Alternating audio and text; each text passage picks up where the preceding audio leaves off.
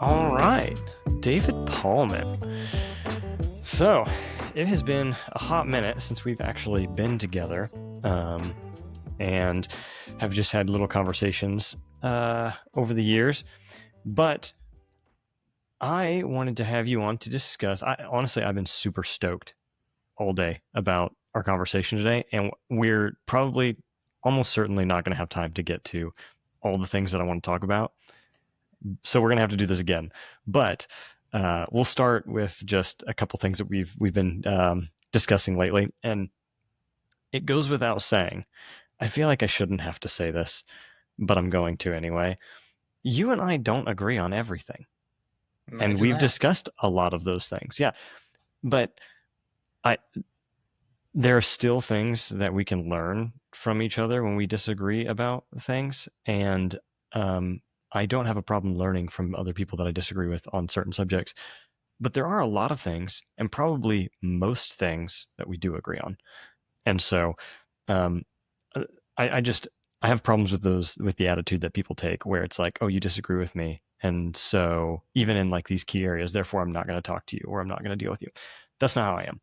So it goes without saying that we don't agree on everything, but we don't have to. I don't agree with my own pastor on everything. I don't agree with myself on everything all the time. Okay. So, I mean, that aside, I just figured that should be said, but that shouldn't have to be said. You know what I mean?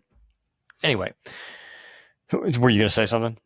I was going to say that I generally actually learn the most from the people that I disagree with, because you don't. If you only dialogue with people that you completely agree with, then you're never going to learn and you're never going to grow. So actually, talking to people that I disagree with has been one of the best ways I've found to sharpen my own thinking and, minimally to come to a better understanding of where other people are coming from. Yeah. And I have generally appreciated the attitude that you've taken towards certain subjects and disagreements whenever people come at you, because you get a lot of flack online. Like, there's a lot of people that come at you in your comments section for hot takes or things that you say.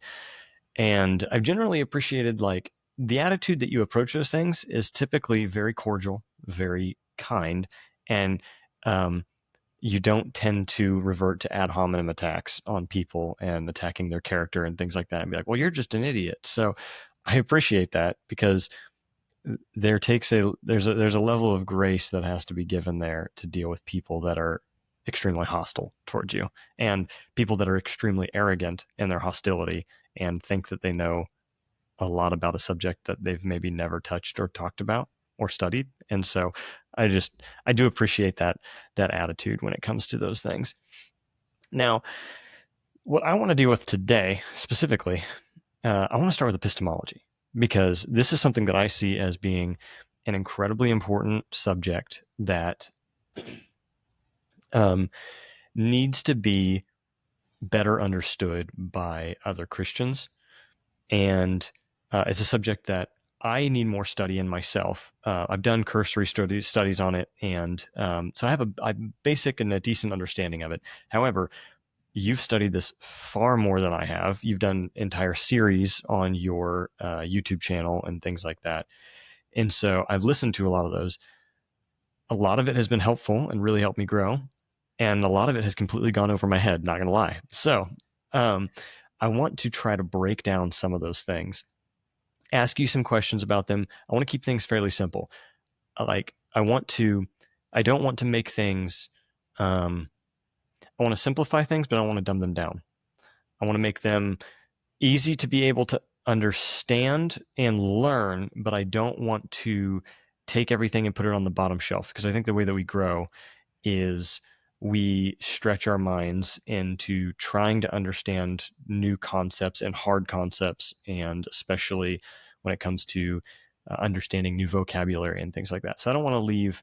I'm going to ask you to define some things for my own sake and for anybody else's sake that may choose to listen to this. But I actually had a friend one time, I'm not going to say his name, and we were talking about a subject. I think it was in the realm of epistemology. It was in some sort of subject, and I used a very precise word in our talk. It was a word he wasn't familiar with, and he chided me for using such a big word when the majority of people wouldn't understand what that means. I'm like, hang on a second. Like, I have no problem defining my terms, but it's not my job to condescend to to everybody else around me and say, oh, you don't understand these big words, therefore I'm going to dumb down my language. And so I was like, no, I'm not doing that. I have no problem teaching somebody and bringing them along, but we should never be like, oh, you're too smart for me. Stop talking so big. Stop using big words. It's like, no, stretch yourself. Try to actually grow in your thinking. And so that's kind of what I want to do today. That's what I want to do here. Now, you started studying epistemology. How many years ago was that? I think I was looking at some of your stuff, and you did your deep dive. That was one of your first subjects, wasn't it? Yeah, it was an earlier one that I did as far as my videos on my channel went, but that was kind of when I felt confident enough to discuss. I've had a much longer standing interest in the issue that probably goes back probably 8 or 9 years at this point that I've had an interest in the topic. But yes, as far as a more academic interest in it, that's probably closer to 5 or 6 years. Yeah, so on your channel it says that you posted those 4 years ago, which is crazy. How long that's been already. But let's start with this. Why don't you define for us what epistemology is? Because that's a big word that a lot of people don't know, and then they hear it and then they click off. So what is epistemology, and why is it important for Christians to understand it? Because it seems like this philosophical term, and people are like, I don't need philosophy, I just need the Bible and things like that. So speak to that, please, and help me here. All right. Yeah. So epistemology is not a word that you'll find kind of written on the inside of a bathroom stall, despite how it might sound. That's not that doesn't have anything to do with that. It's one of the three major pillars of the broader discipline known as philosophy. So philosophy could basically be broken down into epistemology, ethics, and metaphysics. And so ethics is going to be basically the study of what's moral. Metaphysics is going to be the study of the fundamental nature of reality. And epistemology is broadly going to be the study of knowledge. Now, within that, there's, of course, a ton of sub-disciplines you can go into, ranging from kind of what is knowledge to how do we get it. So there is a lot you can study in that field, but very broadly, it's just going to be the study or the theory of knowledge. Okay. Why do you feel that this is an important subject for Christians in particular to be familiar with? So I think it's an important topic actually for everyone, but yes, for the Christian as well, who wants to be capable of giving a defense for why they believe what they believe, which I'd be happy to argue in another context is something that Scripture actually is something that Scripture encourages us to do as believers. The reason why I think it's so important is so there's a quote from St. Augustine that was familiar, or that was sort of left a deep impression on me. And I actually mentioned it to you right after I read it one time when we were playing pool back in school together. And it was relevant to our pool game because one of us had, it was probably me, we tried to take a shot, and my basically initial trajectory was just a little bit off, and it caused the pool ball to go like so far off from what I had, wanted it to do. And it reminded me of the quotation I'd read from St. Augustine, where he said, a small error in the beginning of a thing becomes a large error in the end. And so I kind of like the pool ball analogy because it illustrates. I feel like I remember well. this conversation too. When you saying that conjures up in my mind this conversation. It's one of my best memories with you in school. So that's why it kind of stuck with me. But yeah, basically the idea there is that anything that we know is going to be based, whether we acknowledge it or not, whether it's consciously or subconsciously, it's going to be based on our sort of underlying theory of knowledge, our underlying method. So what do we think that knowledge is? How do we think that we get there? Because any belief that you hold, right, presumably we want to say that we know them, right? Not just that we believe them. for no reason at all. We want to say it's actually something that we know, particularly when it comes to, our strongly held religious convictions, right? That God exists, that Christianity is true, that the Bible's the word of God. These aren't things that we just want to say that we believe for no reason, I would hope, right? That would make them no better than someone who wants to, just believe that the earth is flat for no reason at all. And so for that reason, it's going to be important that we have actually a good understanding then of what it is to know and how it is that we can know. And so that's, in broad strokes, why I think the study of epistemology is important. Yeah, I think about how a lot of Christians, they come into everybody. I mean, you're right. This is a subject that everybody should be familiar with. I mean, it's a shame that today this isn't, historically speaking, the study of epistemology and other philosophical fields of study have been prerequisite or prolegomena to studying theology. And they've been things that are required to understand and to know. Like, you need this foundation to make sure that you're thinking clearly and thinking properly in order to build off of that and come to proper understandings of theology, because without it, you can end up anywhere. And this is where I see, we'll get into this later, but I see a lot of errors being made in people's thinking. And it's simply because you can actually tie it directly back to a bad epistemology. And so I think this is a super important topic. It's an undervalued topic as far as training in Christian circles go, in churches and schools and things like that. It's not usually dealt with. And I think it's super important. So could you walk through what some of the different views are, epistemological perspectives and positions are, and what your, I guess, reason for, I was going to say liking, or I was going to say liking or disliking, but that's kind of a subjective term. I'm meaning more like, why do you land where you do? What is your findings with some of these different positions? Sure. So, like I said, epistemology is a bit of a big subject. So there are several different sub issues under it. So, kind of one of the big ones is just going to be, what is knowledge, right? What is it in the first place? And kind of one very prominent, influential position here has been that knowledge is justified true belief, right? Presumably, in order to know something, you have to at least believe it, right? What sense would it be to say, I know that God exists, but I don't believe that God exists, right? Seems contradictory. So you would at least have to believe it. It'd have to be true, right? You couldn't say, I know that God exists, but it's false that God exists, right? So in order to know something, seems like it has to be true and it has to be believed. And then the next point is where things get a little bit controversial, because presumably I can't just, happen to pick a belief out of a barrel, right? And if it happens to be true, then, oh, I knew it, but I didn't have any reason to believe it. So we want some kind of link there that is going to make that belief rational. And so traditionally what philosophers proposed was something called justification. And so the idea there was that you had a belief, it's true, and you had a good reason for believing it. Now, that has, of course, become controversial due to an extremely influential paper published by Edmund Gettier, which put forward what's known as the Gettier problem, where he tried to put forward counterexamples to this. I'm not sure how deeply you want me to get into this, but basically my view is that that problem is one of the most overrated problems in all philosophy. And I think that the definition of justified true belief is actually just fine for the definition of knowledge, so long as we're careful with what we're talking about by justification. So that'd be one issue in epistemology and why I get there. Do you have a question before I move on? Yeah. So I actually had the Gettier problem in my notes here as one of the things I wanted to bring up.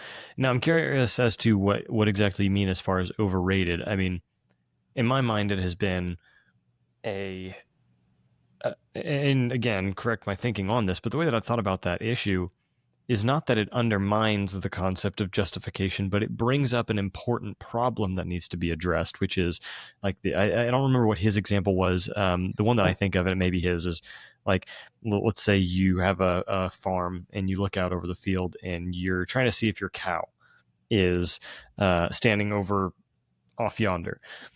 And you're making sure it's okay, and it's standing right there, and oh, yep, it hasn't gotten out of the field. And so you saw it. You have justification for your belief, and in fact, in the situation, it is true that the cow is fine. It's not gotten out.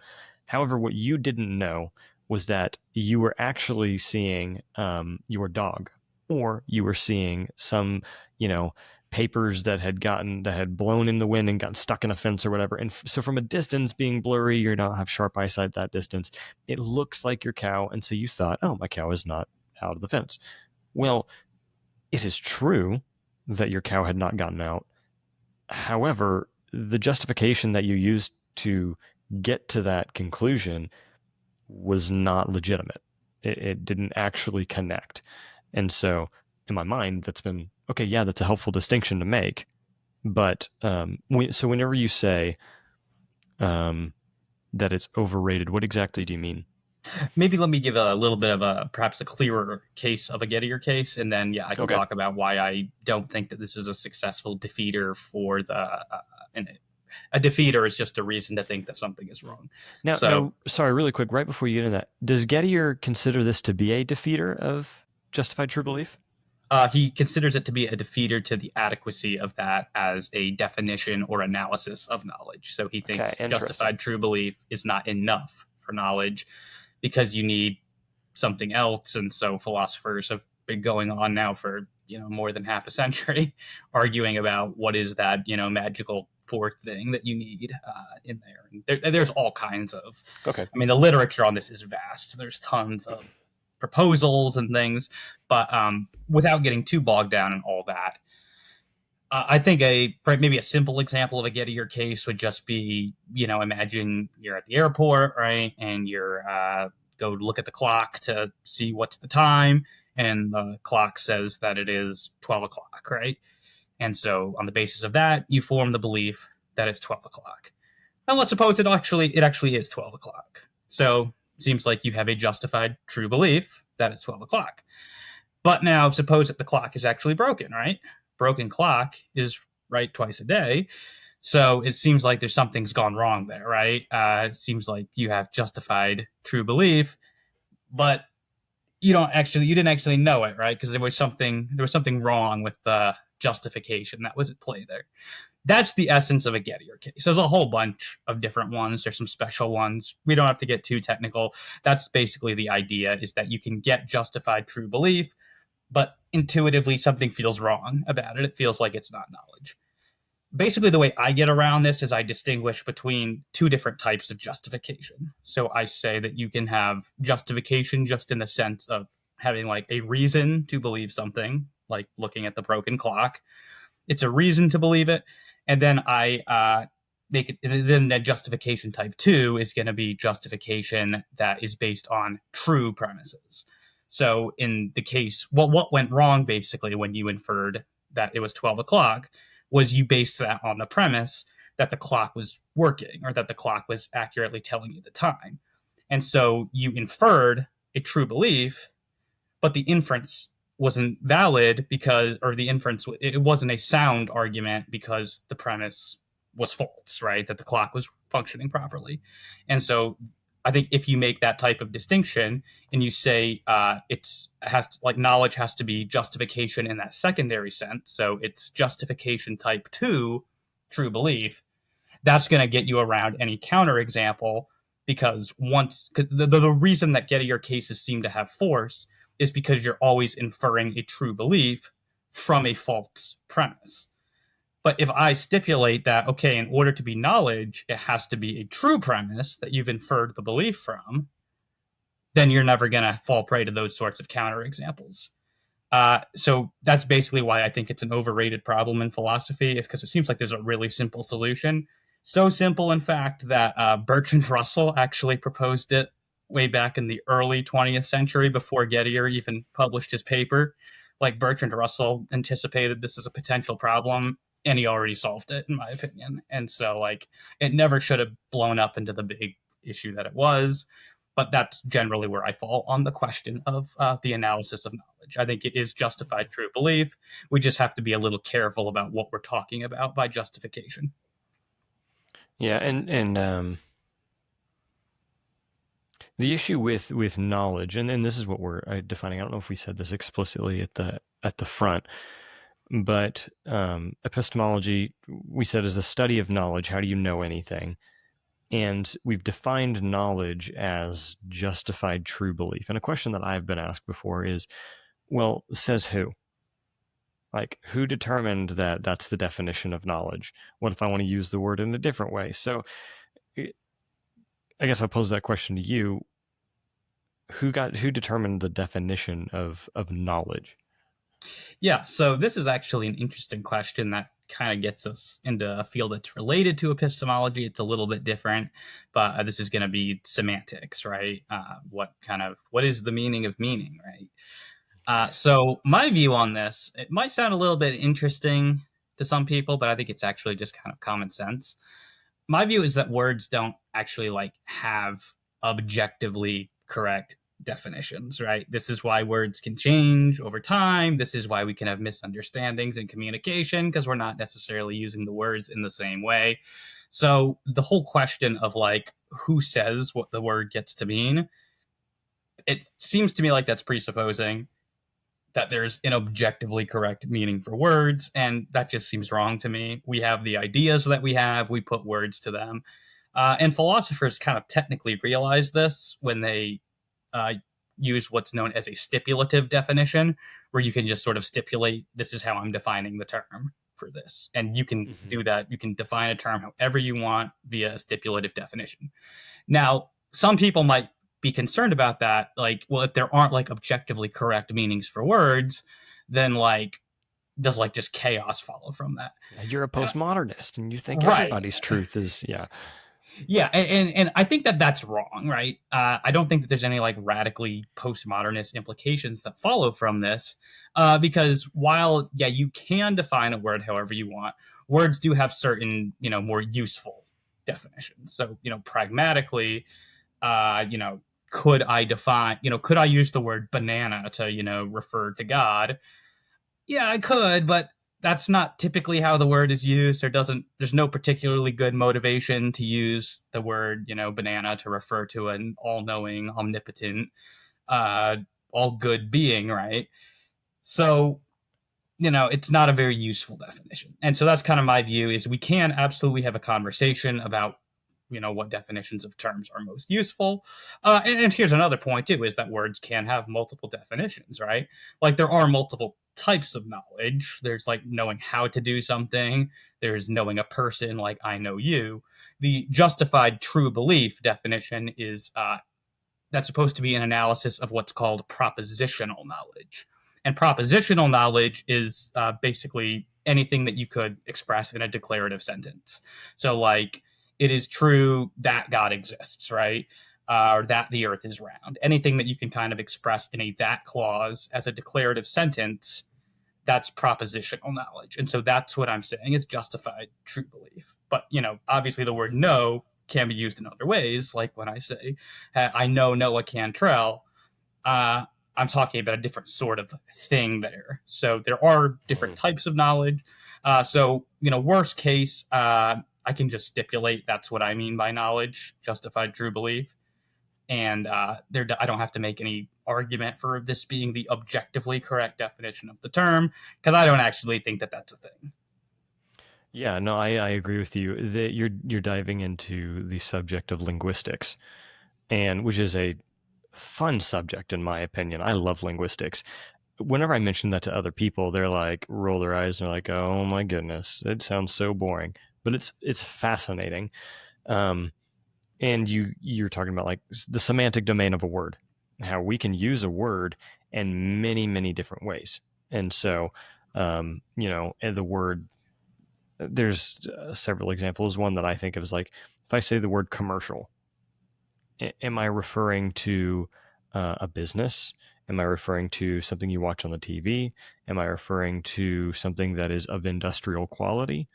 What am I referring to there? And then there's tons of other examples that are probably better than that, but each word has a variety, a spectrum of ways that it can be used. Some have more narrow, some have more broad semantic domains. And the difference between this is the way that I explain the difference between semantics and pedantics is like if you're being semantic, it's important to use very precise and clear terminology and words when you're trying to make a distinction and when you're trying to clearly define and outline something. And this is incredibly useful whenever you're talking in philosophy or theology and you're trying to define characteristics of who God is and isn't and things like that. So I'm going to be much more strict on semantics whenever it comes to things that really matter and are important. To be pedantic is basically, you know, that you understand the meaning of the words, but you're intentionally implying that you misunderstand them because somebody didn't say it exactly right. And the funny example that I always think of is whenever somebody's like, you ask, hey, can I do that? And they're like, well, you can, but may you?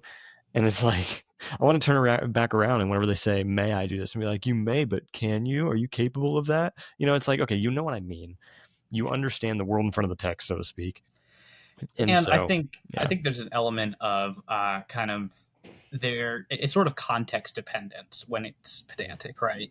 Like, so is it being done to just sort of make yourself look smart, or is it actually relevant to the point the person is making? So an example here would be like the term miracle, right? When I say that an event is a miracle, I have something very precise in mind when I'm talking Same. about a miracle. But, you know, in church, you know, when I'm in church and I'll hear, you know, maybe some people who had, you know, been trying for a child for a while, right? And had been having difficulty. And then, you know, finally the wife gets pregnant and they're like, oh, it's a miracle, right? Um, Probably not, you know, but I don't have to bring it up with them, right? I don't have to be like, well, I Right. think you're using this word in the wrong way because philosophically there are all sorts of problems with that definition of, you know, I know what they're talking about and it's not relevant to anything. Now, on the other hand, you know, I have debated atheists before on the subject of miracles. In particular, I debated Ben Watkins on David Hume's famous argument against miracles, which depends really critically upon this terrible definition of miracles as being violations of the laws of nature. And it was obviously that's really critical to that argument because the whole point is you're trying to put the evidence for a miracle basically in competition with the evidence for the laws of nature. And so I'm going to very strongly resist that definition of a miracle because I don't want that competition between those two bodies of evidence. I want to accept both of them, right? So, in a context like that, I'm absolutely going to push down on, I think you're using the wrong definition of miracles. So to some extent, I think there's some context there, but yes, I get what you mean about, you know, not being pedantic. It's a question of, is it relevant to the point? Right. Exactly. Yeah, I agree. I was just getting ready to say, along those lines, I actually wrote a paper in college about miracles and addressed that very thing. The semantic domain of miracle makes it kind of problematic because on one hand, you have somebody that, you know, God, Jesus healing the sick and Moses parting the Red Sea are called miracles. Then you have somebody surviving a car crash as a miracle. And then you have somebody, you know, my child cleaned their room without having to be asked. It's a miracle. And it's like, okay, having such a broad use of this term kind of dilutes its value. And I guess you could say it causes it to be somewhat semantically overloaded. And so it loses a lot of its value when it is used and thus demands a definition when used in precise ways. And so, like, you can't just assume that everybody's using it the same way. As you said, you're debating somebody, they're using it in a different way. And if you guys both are defining it differently and you don't take time to flesh that out, then you're just talking over each other and you could be saying the exact same thing, but because you don't agree on your definition of the way you're using this word, then you're just butting heads the entire time. I can't tell you how many conversations I've been in where that's been the case.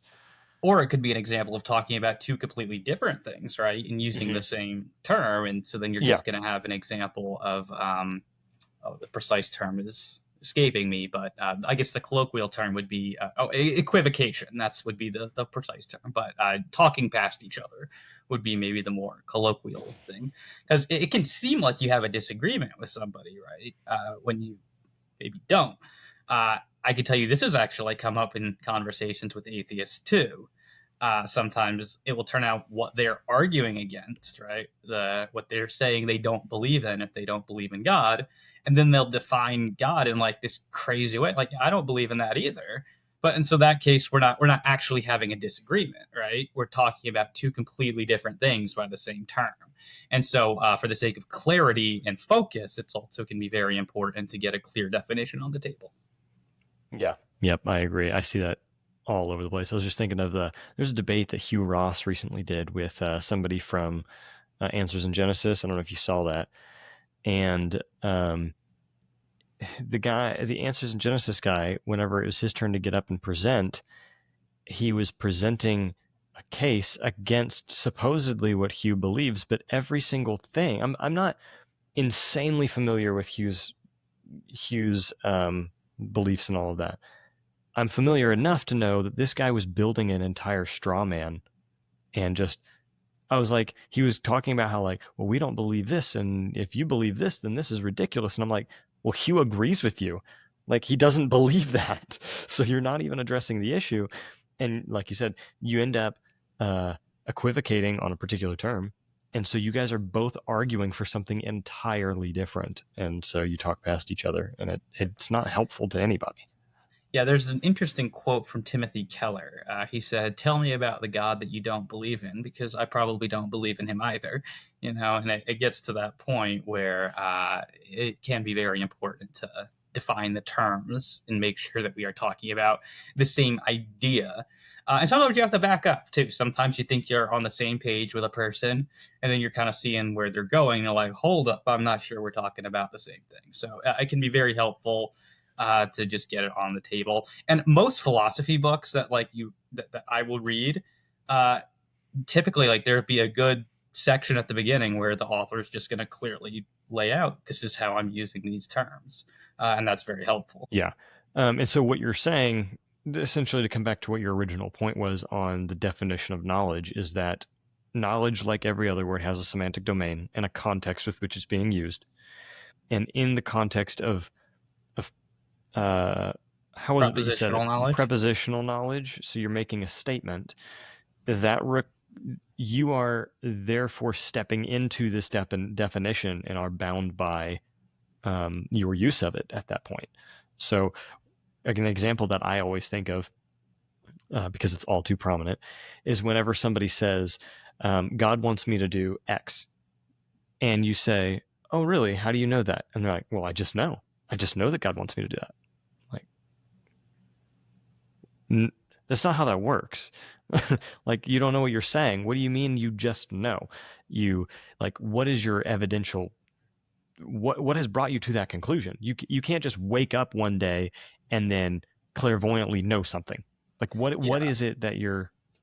And maybe the way to express that in precise terms would be what would distinguish that from you just having an unjustified belief that God wants you to do this, right? Mhm. Because if we're going to say there's a distinction between an unjustified belief and knowledge, uh, you know, then you're going to have to give me something that shows me that it's knowledge and not an unjustified belief. And saying, well, I just know it, that does not help me to distinguish between those two possibilities at all. Mhm. And so, what we addressed so far, what we've dealt with is that prepositional knowledge is properly defined as justified true belief. So, um, we'll deal with justification last, obviously, because that's what we've been talking about. But it has to be true, because my favorite example that uses all three of these is flat Earth theory. So you can be a flat earther who believes that the Earth is flat. All of the evidence is against you. So the justification is there for a round Earth. And it's true that the Earth is round. However, because you don't believe it, you do not have knowledge. You don't know that the earth is round. Like you don't have a personal belief in that. So knowledge does not, it is, it would it be proper to say that your knowledge does not attain? Is that the right use of that word in a I would say you philosophical just don't. sense? I would say you just don't know it if you're Okay. not meeting one of the conditions. Yeah. And so, um, but on the inverse of that, if you're not a flat earther and you believe that the earth, or sorry, let's go back. You're still a flat earther, and you come up with all this justification, all this evidence that you have for the earth being flat and not round, and you believe it to be true. However, the fact that it's not true means that no matter how confident you are in your evidence and your belief, you don't know that the earth is flat. And so, um, that's kind of how I've an illustration I've used to explain to people, like on a really Yeah. simple level. It's a good example of how you can have a justified false belief, and so Hmm. why truth is a necessary condition for knowledge. Yeah, and so with that, um, that subject of having evidence that is not valid evidence,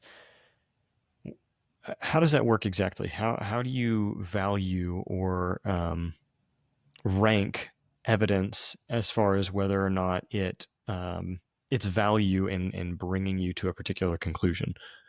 Yeah, well, so to be clear, you can have evidence that actually supports a false conclusion, right?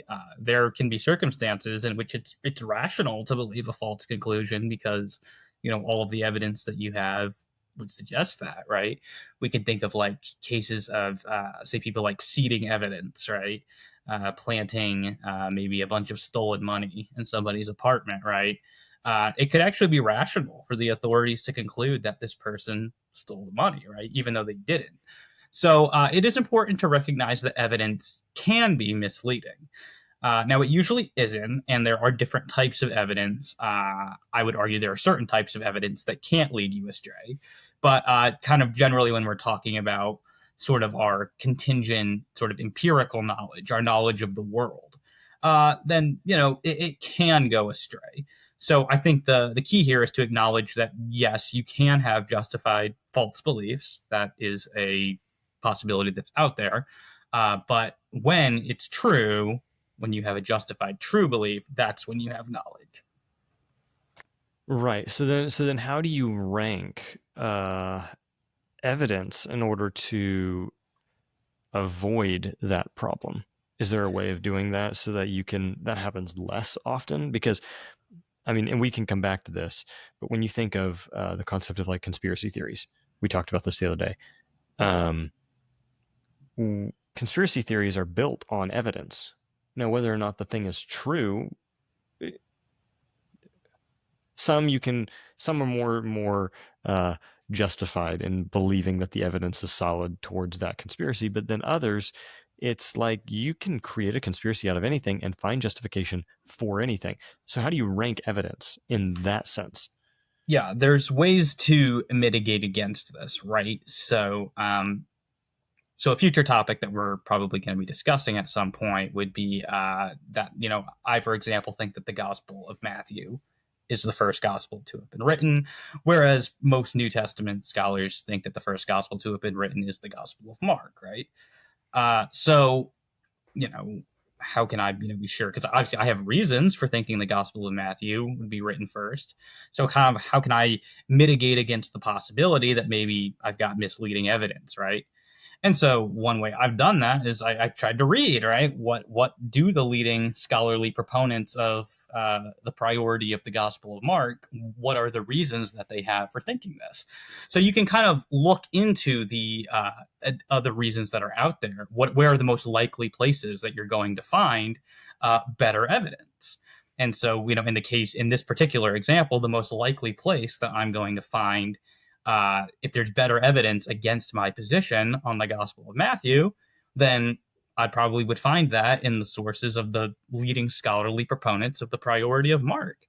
And so if I look at those and I consider those reasons and I just find that, there's better evidence actually for the Gospel of Matthew being written first, that mitigates against the possibility that I'm going to be wrong on this. So there are definitely ways where you can kind of expand your sort of the number of facts that you're considering. And so, it could be the case, right? Maybe I would have come to the conclusion, had I found the evidence to be better on the other side. Okay, like there's some evidence for Matthew's gospel being first, but hey, look, I found there's better evidence for Gospel of Mark being first. So you can definitely, there are ways to mitigate against that possibility. Generally, with these sorts of beliefs, you're never going to like be able to conclusively rule out the possibility that you're wrong, but you can definitely like what would be the best places. You can determine what would be the best places to find counter evidence to your position, and presumably, hopefully, incorporate that into your sort of overall analysis of things. Yeah. So an emphasis on the importance of evaluating your evidence and conclusions against other sets of evidence. So not locking yourself in an echo chamber of your beliefs and your conclusions, because the evidence is going to be there on either side. People are going to have evidence to rally for their particular position. But if you're never exposed to evidence outside of that, then you can never evaluate as to which evidence seems to be most plausible. Am I understanding that correctly? Yes, and sort of when you have kind of looked at an issue for a little while, you kind of get generally familiar with like, okay, these are the talking points on the other side, and I don't think that they work for reasons X, Y, and Z, right? Mm-hmm. So you can definitely get to a point of, you can't rule out the possibility that something new is going to come along, but generally when like it's the same recycled talking points over and over that you just keep running into, pretty good chance that that's what's there on the other side. So yes, I would say basically to mitigate against the possibility of misleading evidence is you try to locate the places where you're most likely to find the evidence that would counteract your position. Go there, consider it, and then you do a weighing of the evidence that you possess, the evidence against your position, and if the evidence that initially supported your position that holds up, that's better, there's good rebuttals to what the other side is saying, then it's probably not that likely that you're being misled by the evidence. And this is sort of one thing I say is, always proportion your sort of confidence to your knowledge of the subject, right? So like I have opinions on, the doctrine of the incarnation, right? I held a particular model on that. It's not a topic I've given a ton of study to. So I hold my positions there somewhat tentatively, right? Like there's some biblical passages that I think kind of support my my understanding of the incarnation. But, I'm very open to changing those positions if I ever do a deeper dive on that subject. So you can also kind of proportion your confidence to your knowledge of the subject matter, and you're basically will be less likely to kind of get caught with your pants down, Mm-hmm. Yeah. No, I think that's very good. So coming back to this issue of dealing with when we're talking about levels of evidence, and I mentioned conspiracy theories, I do want to bring this up and talk about it, because something that I've been thinking about a lot, and the day and age in which we live, conspiracy theories abound, and they are abundant, and it and especially in a world of social media, it makes it difficult sometimes to know what you should and shouldn't believe, because you're bombarded with these different ideas of things, from the Epstein files to the Maui fires to the flooding in Texas that we've just had, to you name it. It doesn't matter what it is. Now, I just want to say that I love a good conspiracy theory. Like, don't get me wrong. To me, if you say that you don't believe in conspiracy theories, at least a little bit, in some of them, I'm not saying they're all true. I'm not saying that you should go off the deep end and, grab onto every single one that comes around. But if you don't believe in any, then you're saying that you believe the government or every other, whatever organization might have a conspiracy involved in it, that everybody always bats 1,000, and they're always 100% truthful and honest and transparent with you and never lie. So I like a good conspiracy, but I'm very selective in which ones I believe and which ones I buy into, because, and even those I hold tentatively. I'm like, okay, obviously, the reason why we're debating these issues is because we don't have all the facts. We don't have everything there is to know about this subject. So there could be at some point a set of evidence or a piece of information that comes out that completely upsets the entire thing. This is very possible. I heard an example one time from a lawyer. He was being asked, how do you defend, how do you act as the defending lawyer for somebody who is obviously guilty? And he gave an example story as to how he was able to do that. And he said, you have to truly treat each of your clients as innocent until proven guilty, no matter how guilty you think that they are, because you may find out yourself that they're not guilty. And you need to do the best to hold them up to the standard that we've set in the Constitution, things like that. And the story he gave was, there's a man who he was defending, and every single point of evidence pointed to this man being guilty. Everything that they had, he was accused of abusing his daughter, and there was she had a journal with details and descriptions and everything, and every single piece of evidence they had pointed to him being guilty, and he insisted that he was innocent.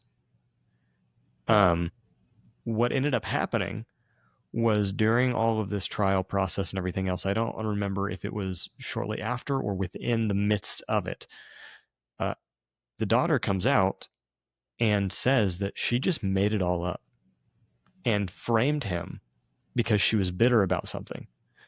So it turns out this man that looked guilty on all counts was actually innocent. And so that example has stuck with me, because there could be pieces of evidence of something that comes out that we call bombshell news, or evidence about something that completely upends our current thinking on a particular issue. And I'm always open to that. Some subjects require larger pieces of bombshell evidence to uproot, just because you have a stack of really solid evidence over here. So it would take a huge piece of information to undermine all of that. But it's still possible. I still give it, that I still at least am open to that whenever it comes to virtually any subject, but whenever it comes to conspiracy theories and things like this. And so the reason I think about conspiracy theories, I don't know if you had anything you wanted to add to that before I mention this. Well, I was going to say conspiracy theory is kind of like a label that's often just used to dismiss something, sort of in the way that, like, in biblical studies, the word apologetics is just used as like a term to dismiss something without actually talking about it. And so I'm not a fan of that. How is that? I've not heard. I don't think I've heard it used that way. What do you mean? Oh, in biblical studies, yes, you'll read them and they'll be like, well, that's, this book is just apologetics, so, we don't have to take anything it says seriously. Biblical scholars use the term apologetics as pretty much a way to say it comes from like a fundamentalist, and so we can just reject whatever it says without really considering it. It's a dismissal term, and conspiracy theory is sort of often used the same way. Mm-hmm. Now, generally speaking, the things that are called conspiracy theories, I don't end up believing them, but I'm not going to dismiss them by just saying, well, it's a conspiracy theory, so I don't have to consider it. As with any other proposition, you consider the evidence for and against it. And typically conspiracy theories are just, they're very complex. They're not supported by a lot of independent evidence. They're very ad hoc. And so there's just a lot of what philosophers call like theoretical. They talk about theoretical virtues and vices. And typically there's just a lot of theoretical vices that they have, which is why I don't accept them. What do you mean by that? What do you mean by a theoretical vice? So it'd be something like being very ad hoc, being very complex, being not really having like a lot of explanatory power, not being based on sort of assumptions that are sort of independently well evidenced, not sort of comporting with sort of our background knowledge, and really just be the reverse of like a theoretical virtue. So theoretical virtue is going to be like simplicity and not ad hoc, and it does comport with our background knowledge, and it is supported by independent lines of evidence. So kind of theoretical vices are just sort of the reverse of theoretical virtues, and whichever theory kind of I think I see. So theoretical vice is not one term, you're meaning like these are the vices or the traps that you can fall into. Basically, these are theoretical concepts. So like something being ad hoc, like you're referring to, which can you define that? I know what it means, but just for the sake of clarity. Yeah, ad hoc sort of means like built on just for the sake of the hypothesis, basically. So Isn't it maybe Latin for like off the just out of nowhere or something like that? it could be. I'll be honest. I'm not. I probably knew at one point, but I don't exactly remember what it exactly comes from. But maybe a good example here would be convergent evolution in biology, right? It's like we already know that evolution is true, but when we have these two organisms that, the tree of life or whatever is telling us they're not closely related. So, like, take the humans and octopus, right? We have almost identical eyes with octopus, but nobody thinks, no one thinks we're that closely related to the octopus. So how is it that we got almost identical eyes? Like, obviously, in any other case would be like, oh, look, this is evidence of similarity, so they have to, they must be related. So that's explained by recourse to what they call it's convergent evolution. They independently evolved basically the same anatomical structure or whatever. That's an example of something that's ad hoc, right? It's something that you're just putting into the theory because you have to in order for it to be consistent, but it's not something that it doesn't fit well with the theory. It's not suggested by it. So something like that you just accept, basically to preserve your theory. Yeah, and it comes from the Latin. It means for this. So yeah, it's like it's basically like I have a conclusion, and I'm going to give you the evidence that supports. Like you have a conclusion, and so you kind of conjure up the evidence and find it and create it in places that it doesn't actually exist. Yeah, or And add these crazy things onto your theory to make it consistent with. to make it Because you work. can Yeah, do that, right? Literally any body of evidence. right. There's a way to make a theory consistent with it, but the more of these add-ons, that makes it more ad hoc, right? It's more for this, because I want this theory, right? I'm gonna add all these crazy postulates onto it. That just drastically reduces the plausibility of it. Yeah. A great example of this is multiverse theory.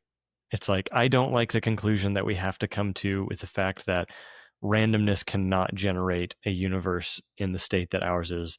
And so let's multiply that by infinity. And now you have a multiverse and a multiverse engine. And so what if we just have an infinite number of multiverses and planets and universes that create themselves? And then eventually you'll end up with one that looks like ours. And so it's like, okay, number one, there's no evidence for that. And so you've just created this scenario that you have no evidence for, and it makes all your pieces fit together, but also introduces a whole lot of other problems. But that's a whole nother, But so, yeah, that would basically be what it is for a theory to be ad hoc. There are various things like that sort of, if you have two theories that are both like capable of explaining the evidence, so there's not like an explanatory shortage in either hypothesis, you look at these sort of broader considerations. Sort of an example I like to give here is if you say you have like a stack of $101 bills on sort of your dresser, right? And you come back to your house later and the window's open, stack of money is gone.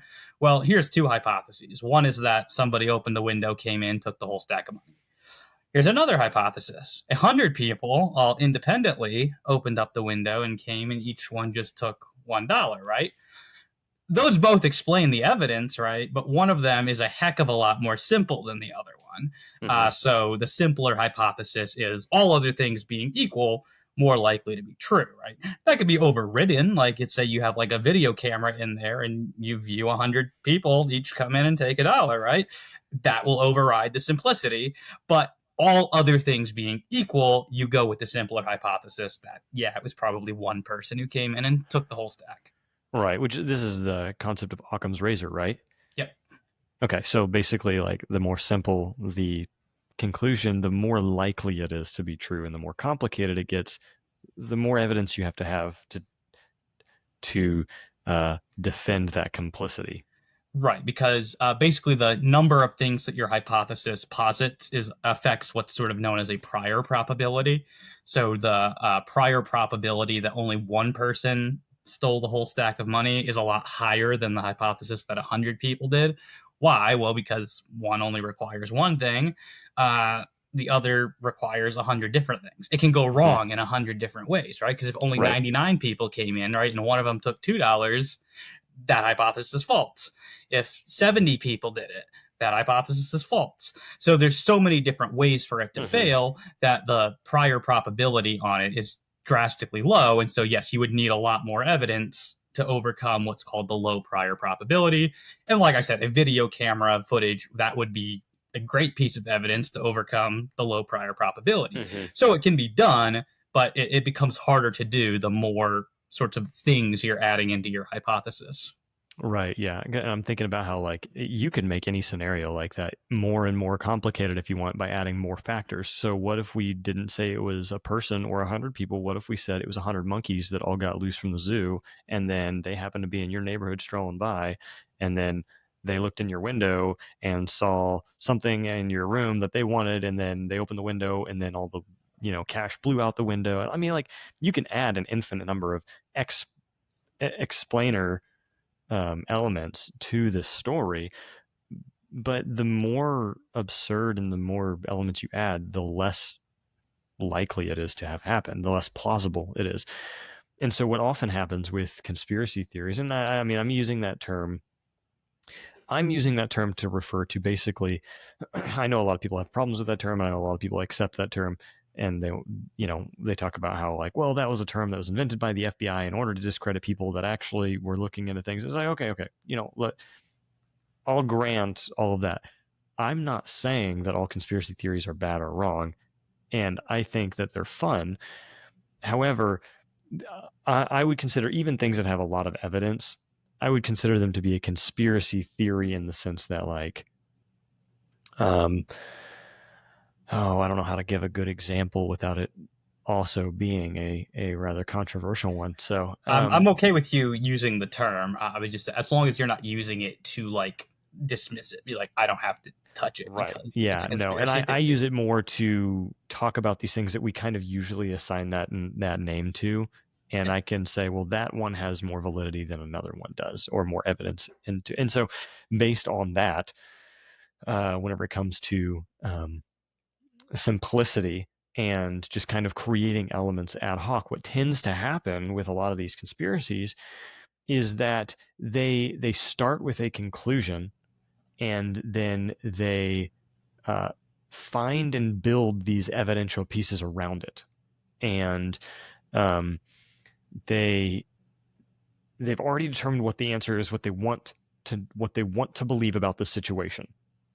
And so before they ever hear any sort of evidence out from either side, whether it's, you know what, for the sake of it, I'll just pick on this particular issue because it's recent and I know people will be mad either way.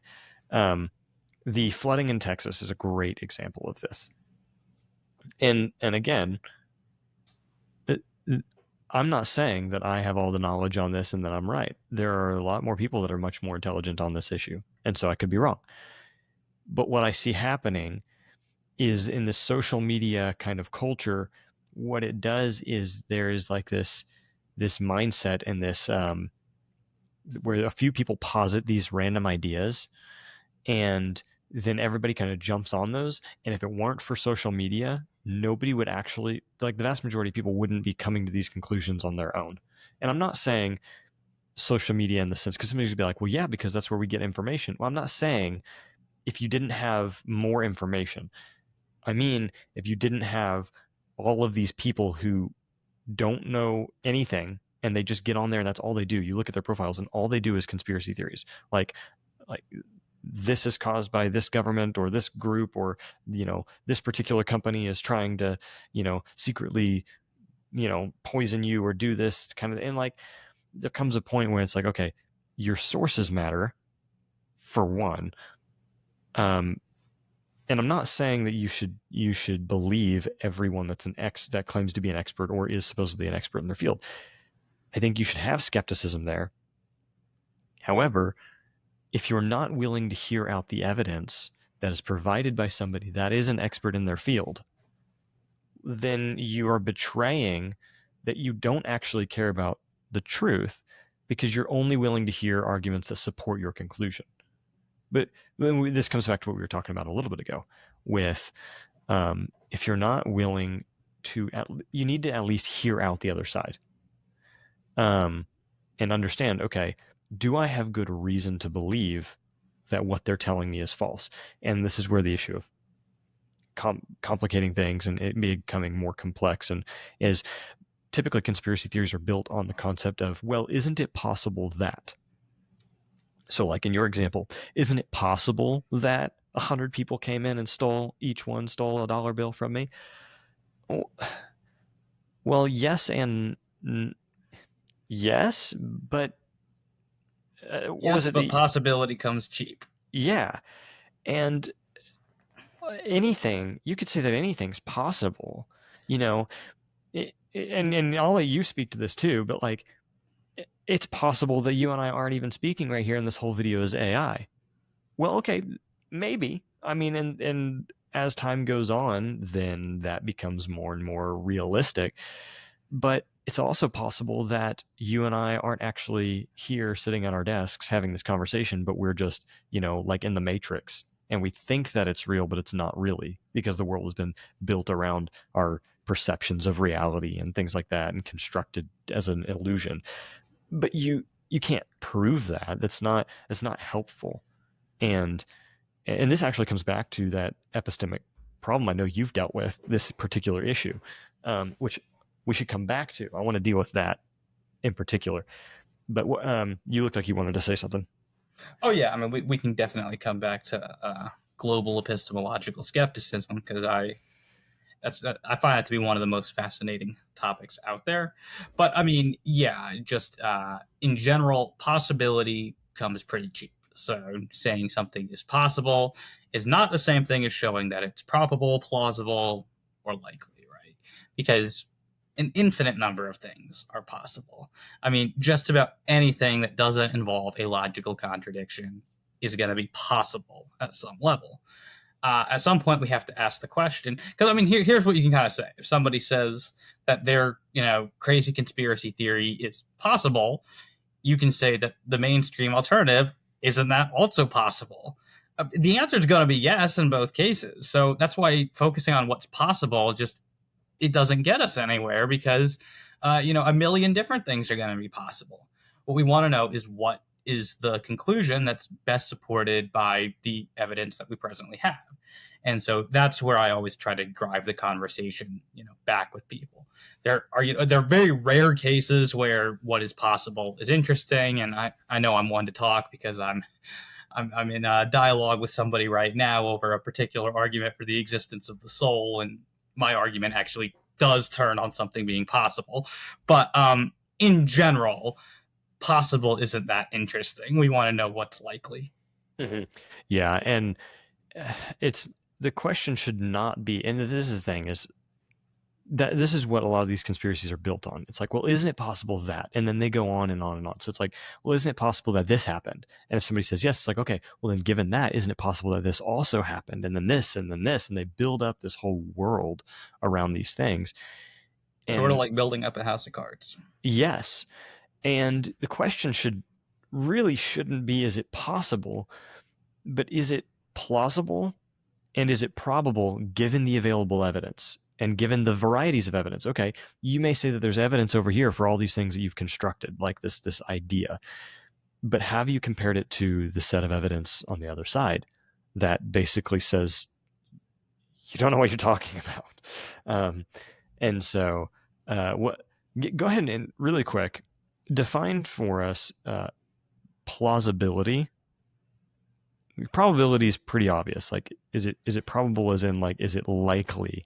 Probable Given. means does your total evidence render the proposition more likely true than false? Right. If it does, it can. Yeah. Mm-hmm. And I mean, it comes to degrees, right? Like if it's 51%, it technically is more probable, but not like way more probable. So I mean, there are degrees of that, but Mm-hmm. plausibility is basically just sort of relative to all of your background knowledge.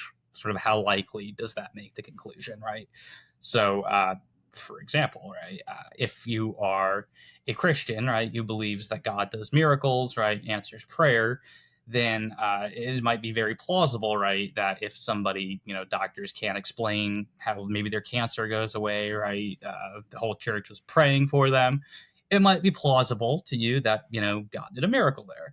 Whereas, like, if you're an atheist, it's part of sort of your background assumptions, God doesn't exist, miracles don't happen, that will not be a plausible answer to you. So Mm-hmm. plausibility is always relative to what philosophers call a plausibility structure, and that's basically just your background beliefs. So kind of given Interesting. the things you already believe, how inclined will that make you to accept this particular conclusion? That's in a nutshell what plausibility refers to. Interesting. I actually don't think I knew that about the distinction there. I think maybe I was conflating plausibility with probability. Um, so It's plausibility, not quite as hard a distinction as you would think, though, because okay. oftentimes your background beliefs, to the extent that they are justified, those are also part of your evidence, right? Like Hmm. if I give you a deductive syllogism for a conclusion, the premises I'm using there, those are beliefs, right, that I have. So actually, your background beliefs can function as evidence. So the distinction is not quite as hard as it might be made out to be. But essentially, yeah, the distinction would be in order for it to be probable, those background beliefs are going to have to be justified. In order for them to be plausible, the background beliefs don't necessarily have to be justified. You just have to have them. And if you have them, whatever conclusions they imply will be plausible to you. Interesting. Okay. So with this particular subject, um, when we get into like, whenever somebody says, is it possible that X? I find that concept, especially whenever you're dealing with like this comes up whenever you're dealing with atheists, and it comes up whenever you're talking about like the origin of the universe and things like that, and you want to talk about random chance generating certain mechanisms and elements of the universe, and they say, well, it's possible, it's possible, like this is this and this and this is possible. And I think there's a problem here, and I didn't realize this for a long time, and then I was kind of studying this and realized I think there's a problem with an overuse of the word possible. And as we talked about earlier, it also has a semantic domain. And so when we say that something is possible, and I'm curious as to hearing your thoughts on my analysis of this. Um, but when we say something is possible, there's different elements of possibility. There is something being logically possible, meaning um, I can conceive of a world in which this happens. Like it's not illogical. It follows the laws of logic. It is coherent in the sense that I can conceive of this happening without it breaking my mind in some logical sense. Um, then there's logical possibility. Um, but like let's give an example of this. It is logically possible for me to conceive of a world in which things came together randomly over a period of time. Like there's nothing logically incoherent about that concept in and of itself. But there is something logically incoherent about the concept of like a square circle. Like there's not something that you can conceive of because it breaks the laws of logic in that sense. Um, so there's logic. Go ahead. So what you're hitting on here is what philosophers would call different modal scopes. And so modality is basically just refers to possibility. So modality is basically the study of what is possible. It's a branch of metaphysics, but obviously it ties into Mm-hmm. epistemology as well. And so, yeah, there are different, what's called different modal scopes. And so, one modal scope would be like physical possibility, right? What is possible given the laws of physics? So it is not physically possible for me to jump to the moon, right? I can't jump from Earth to the moon because there's a law of gravity, right? So there are certain physical laws that dictate what is possible, within the physical world. Now, a different modal scope, a broader modal scope, is logical possibility, right? It's not physically possible for me to jump to the moon. It is logically possible for me to jump to the moon. There's Right. no contradiction involved. So basically, the differences here lie in the different sorts of laws that would have to be violated in these different cases. So jumping to the moon would be in conflict with a law of nature, right? Whereas a married bachelor or a square circle, that's in conflict with a law of logic. So logical modality, that's sort of the broadest sort of logical modal scope. So if Right. something doesn't have a contradiction in it, it is logically possible. Then, some philosophers think there's such a thing as metaphysical possibility, which is supposed to be like a halfway house between the two. I personally don't actually think that's a thing. Every example I've ever heard of metaphysical possibility collapses into logical possibility. Conversation for another day. And then there's such a thing as physical possibility, which is obviously a lot more narrow. There's a whole bunch of different, very specific physical laws that something could conflict with. So, yes, there are different types of possibility. And so if someone says such and such is impossible, sometimes you might want to ask what they mean by that. I mean, if it's a philosophically inclined person, I'll say, like, what's the modal scope you're using there? Maybe with the average person, just be like, well, impossible in what sense, Mm-hmm. No, that's awesome, because that's exactly where I was going. I did not know that they were called modal scopes. I've heard the term before, but didn't realize that that's what they were referring to. But that's exactly what I was going for, is the various modal scopes of logical possibility, physical possibility. I was going to mention metaphysical possibility, but funny enough, so you said that you don't feel like there's any really good example of that one working. And it's not even clear what it's supposed to be. Nobody's given a definition of what it's even supposed to be beyond it's between logical and physical possibility. yeah, and what's funny about that is, when I came across these, I was teaching a class on some of these different things. And what was funny is I went to go explain this, and logical possibility and physical possibility are very easy to explain. And I went to go explain metaphysical possibility, and realized that, like, as I looked it up, I was doing it, I was like, okay, that makes sense, cool, whatever, I'm going to use that definition. And then whenever I got to the point where I was actually teaching it, I kind of caught myself and realized, I was like, wait a second, I can't give a good example of this because it seems like it falls into one of the other categories. And so I realized real time that it's like, either I don't understand this concept at all, or there's something weird going on here. And so it's hilarious that you mentioned that you don't think that it works at all. So I think that's funny. Yeah, I mean, to be fair, that's a pretty controversial opinion. It is Yeah. pretty widely agreed that there's no accepted analysis of what metaphysical possibility actually is. There are people who think they can give examples, right? So, like, the classic example is the Prime Minister of England. It's impossible for him to also be a prime number, right? And that's supposed to be an example of something that's metaphysically impossible, is for the Prime Minister of England to also be a prime number. To me, that just seems obvious that that's a logical impossibility, right? When we specify what the properties of being a prime minister are, one of them is that you're going to be concrete. A concrete object can't be an abstract object. A prime number is going to be an abstract object. It's a straightforward logical contradiction. So, like, every example I've ever heard of metaphysical possibility, it just reduces to logical possibility. Mm-hmm. So that's kind of why I myself am skeptical that there's a real distinction there. Yeah, and the way that I've defined it, and I actually just kind of pulled it up to see, is the idea that logical possibility being something that you can conceive of, it doesn't break the laws of logic. Physical possibility being something that is, given our current condition, is it physically possible, considering the situation we find ourselves in. Right. And Basically, metaphysical, given the laws of physics. right? And then metaphysically possible being something that is,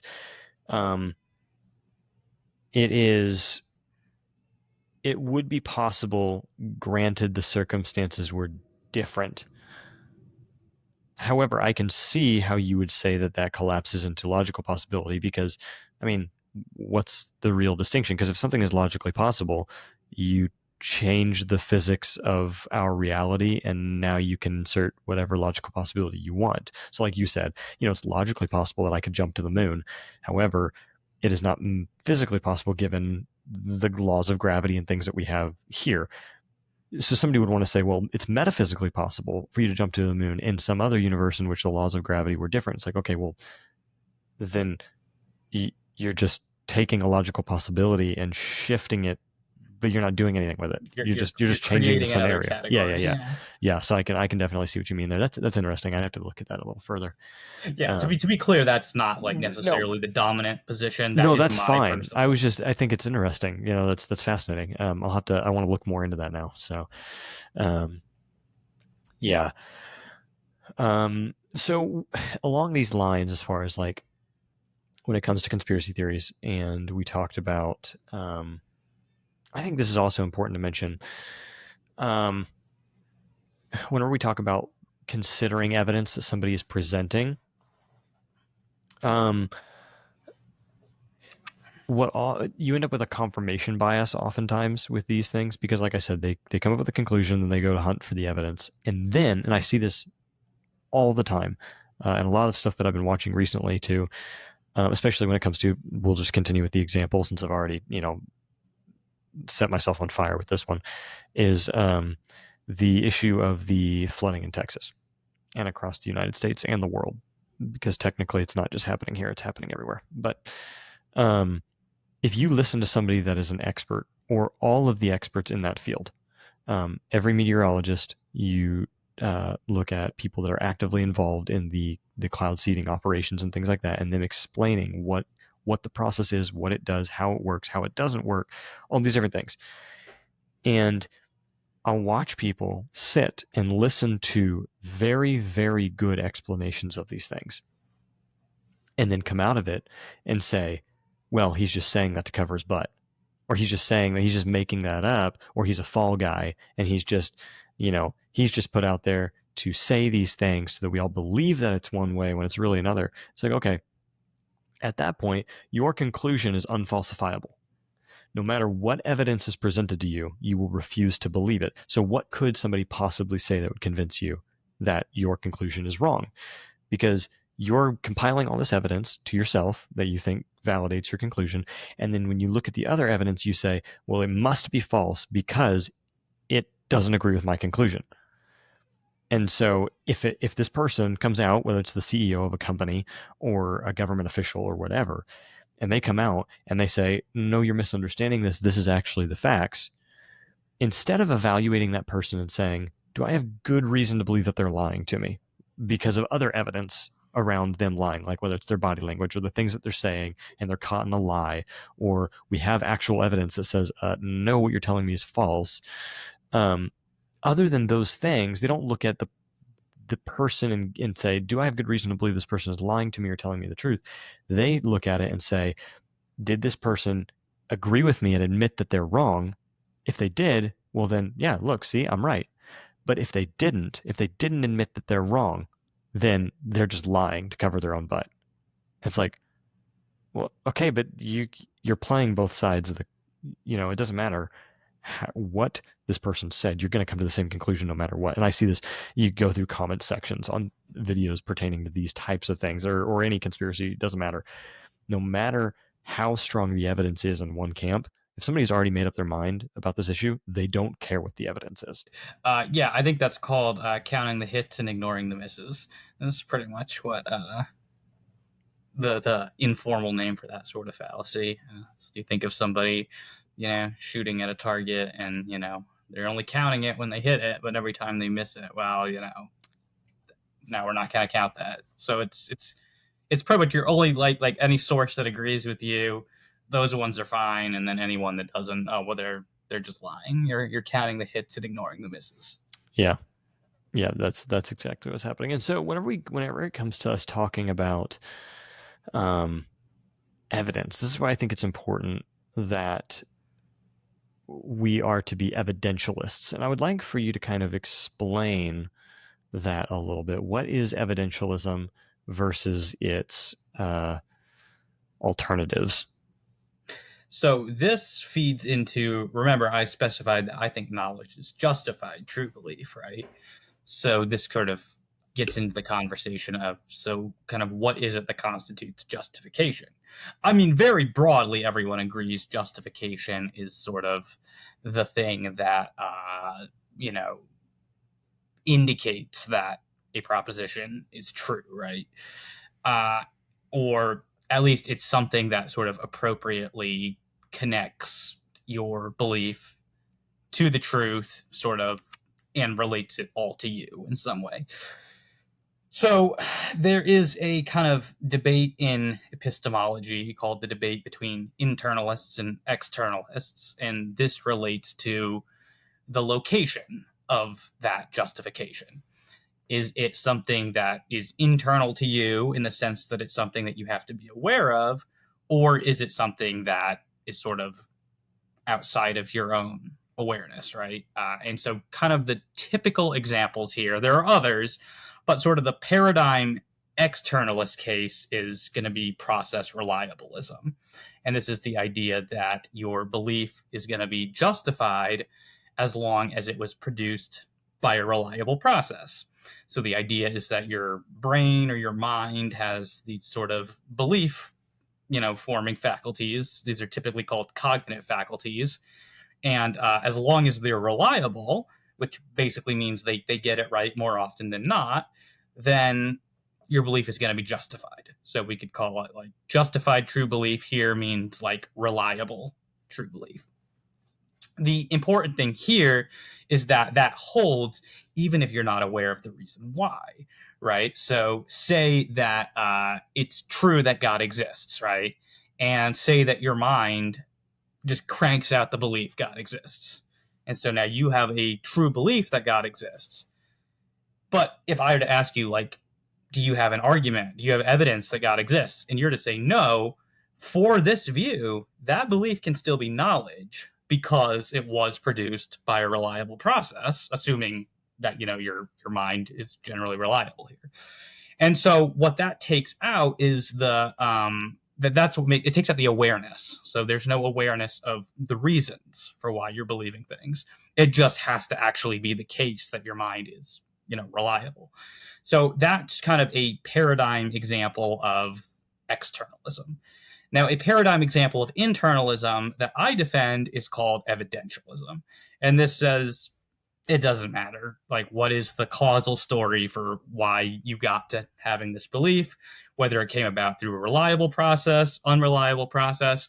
We don't care about any of that. We just care about, do you have a reason that you're aware of for why you believe this? Do you have a reason that supports that belief? I don't really care that much about how you got the belief, why you have the belief. None of the causal story matters to me. I just want to know, like, is there a reason that supports that this belief is true? And so it's something you have to be aware of. And that something, that reasons that supports the belief, that's what I'm going to call evidence. And so I'm an evidentialist in the sense that I say that's the only thing that matters when it comes to determining whether or not a belief is justified. It's just about, do you have reasons that indicate that this belief is more probably true than false? And so that's probably the best way I can draw the distinction between internalism and externalism, or this specific examples we're going to talk about, evidentialism versus reliableism. There are other nuances here, other sort of ways you can go in those two camps, but I think probably for our purposes here, that'll be a helpful way to think about it. So is it fair to use the terms justification and evidence interchangeably? For an evidentialist, yes. If we're in a broader conversation in epistemology, you won't necessarily be able to do that without begging the question, because, again, reliabilists aren't generally going to deny that evidence can confer justification, but they're going to say, but you're leaving out important stuff about the processes involved. You have to make reference to that for the beliefs to be justified too. So it's not just about evidence. They say you've got to add these sort of reliability requirements into the equation in order to have justification. So they are sort of adding different requirements to what it is to be justified. But for an evidentialist, yes, those two are going to be synonyms. To be justified is to have evidence that, and not just evidence, but specifically evidence that makes your belief more probably true than false. Okay, so the reliabilist is you're saying is the alternative to evidentialism, right? Is what you're saying. It's the most popular one, yes. And let me make sure I'm understanding this, and you can kind of clarify or whatever. Is instead of them being just worried about the evidence, so to speak, they're concerned with the evidence and the process with almost the process with which you evaluate that evidence. So like they're your they're not even really concerned about that at all. Like what you're doing, like you're Mhm. just kind of passive in the process. It's whatever your mind is spitting out as the beliefs that you hold. Mhm. They're concerned about those processes. So you're kind of passive in the process. It's like your mind is sort of you're sort of at the mercy of the beliefs that your mind kind of gives you, and so then it's all about, well, those processes just need to be reliable. That So yeah, seems it it seems seems wrong, like right? yeah, it seems like that's a dangerous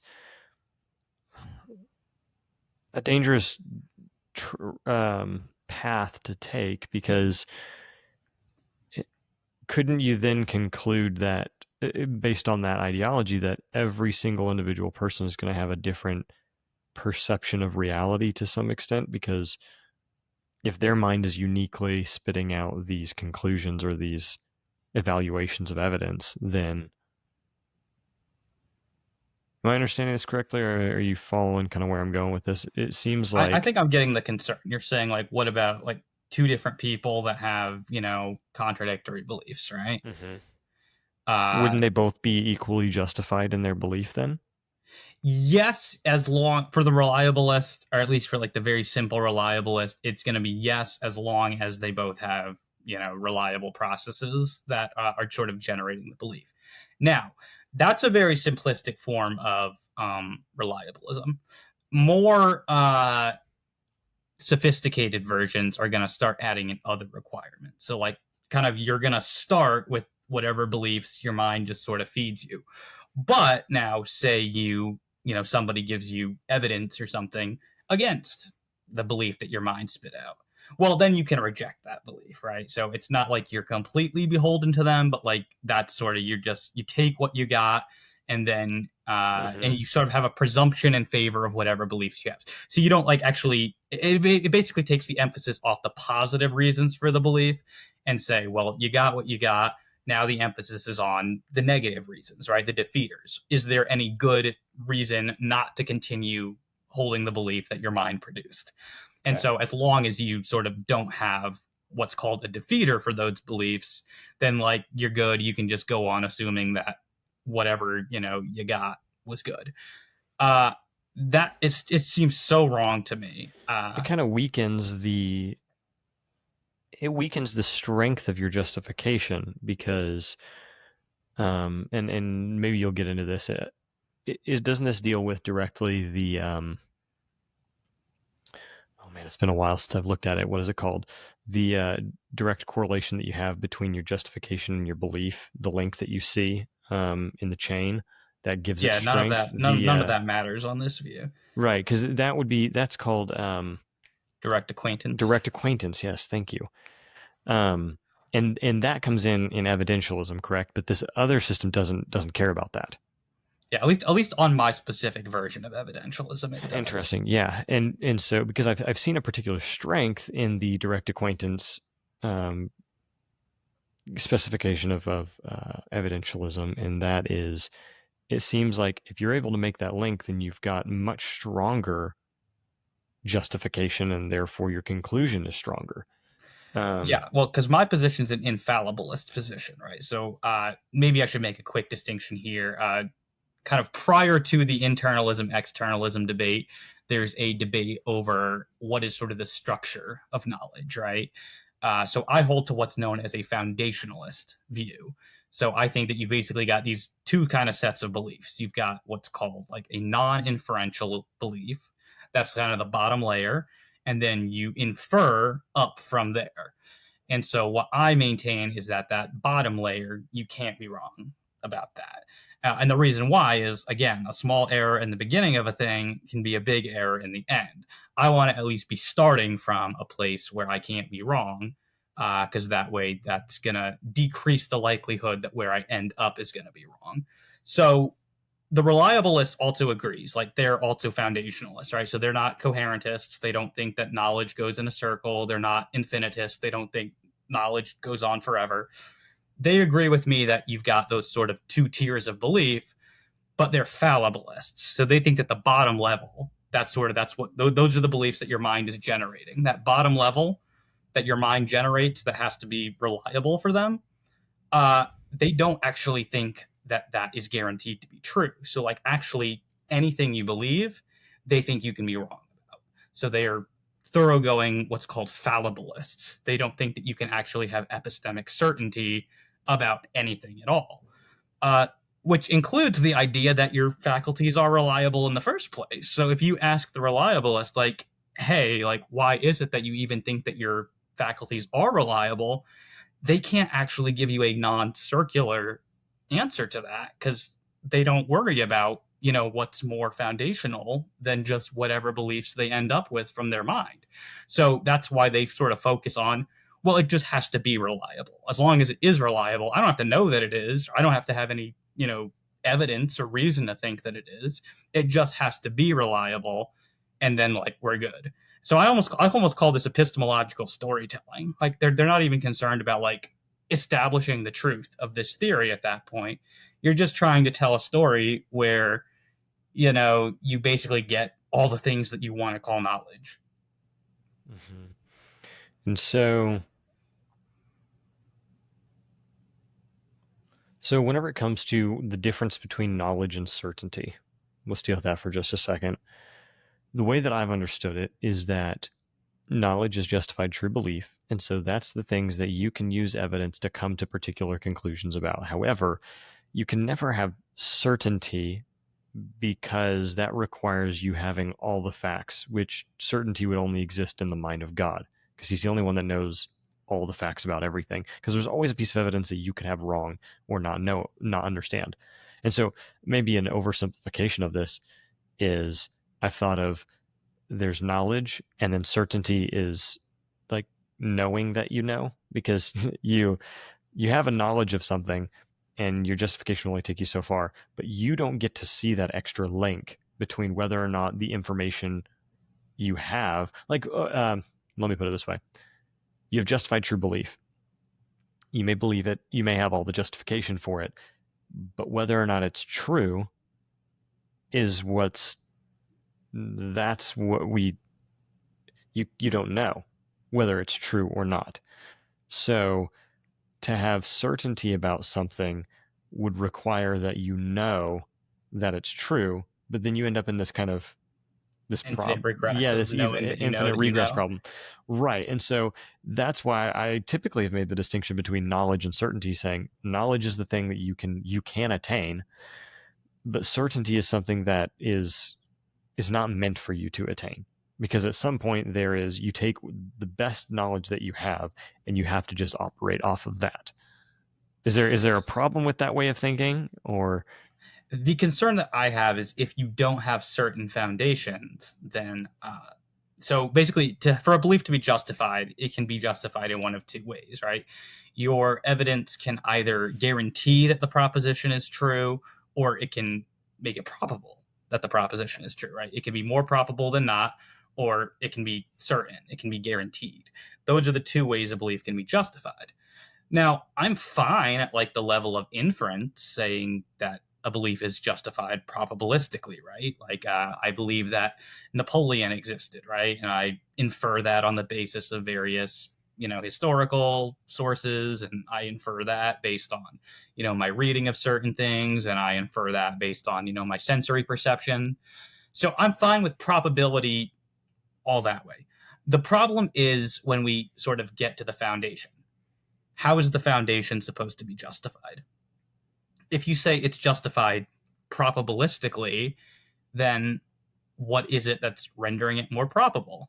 And it seems like you're going to have to appeal to more beliefs to make it more probable. And so then we haven't actually hit a foundation, right? So you've kind of got this looming either infinite regress, or we're just going to end up with something that's fundamentally not justified. So that's why I think you need certainty at the foundation. I think ultimately everything has to come back to something that's guaranteed to be true, and then from there you can get probability. But I don't think you can get probability from nothing, is basically what I'm saying. It has to be based on something that is guaranteed to be true. And the way I get that in my model, my acquaintance model, is basically that you so I would disagree with what you said, that in order to have certainty, you need access to all facts. I would say in order to know a proposition with certainty, you just need access to all the truth conditions of that proposition. And that's precisely what my acquaintance model gives you, right? So for a proposition to be true, you need the proposition, which is just the belief, right? You need the fact that's making that belief true, and then you need a correspondence between those. Mm-hmm. My model says you have acquaintance with all of those things. And when you do, that's all the truth conditions for your belief. And so that's how you get certainty, is you have access to all the truth conditions for that particular proposition. And I just say, no, you don't need access to every single fact ever. You just need access to all of the truth conditions for the proposition that you're believing. Right. So you're saying that Sorry, I certainty. know that was a lot. Yeah, no. So I'm going to kind of walk through it and try to understand it better. So you're saying that certainty can be attained if, because you're taking for granted that your faculties are reliable, in the sense that like, no. So because like in the instance that like you deal with the problem, and maybe I'm seeing something that you didn't address, but in the issue of things like, for example, well, what if we're all just brains, in a vat, and everything is just, like the Matrix, and it's all an illusion and things like that? Well, I mean, you could say, yeah, that's possible, sure, but then you end up not being able to believe or know anything at all. And That so, I disagree with too. So the even if everything is the Matrix, right? Say Mhm. there's not an external world, everything's like a dream, right? Or everything's a hallucination. I can still have certainty about the contents of that those particular experiences, right? So Right, but if you an believe that interesting that is like, we don't, I mean, yes, I believe that I'm sitting here talking to you in this perception of reality, but that's not what we're really saying. When we say that we're sitting here talking to each other, what we're saying is that this is the only form of reality. what I want to suggest is that we are making an inference beyond that. So what I have right now is I have a visual perception, right, of a laptop. I have images on it, an image of you, right, things like that. Now, I think that there is a reality behind that perception, right? I think that this is accurately relaying an external world to me. That is a second belief, though, right? So I have a first order belief that I have this particular visual perception, right? And that's the thing that I'm certain of, right? I have that no matter whether, we're living in the Matrix, whether I'm having a dream right now, whether this is a hallucination, whether you're an AI bot, right? No matter what you want to throw in there, I have direct acquaintance that this is the content of my visual field at this very moment. That's the sort of thing I'm saying you can have certainty about. Now, I want to go beyond that and say, okay, that particular perception that is that's being impressed by something that's really there. That is an inference, and I agree. You could, in principle, be wrong about that. I think there's good arguments to say we're not wrong about that, but I agree with Right. you that there is fallibility when we're moving by inference beyond the immediate contents of a sensory impression to there being a substantial reality behind it.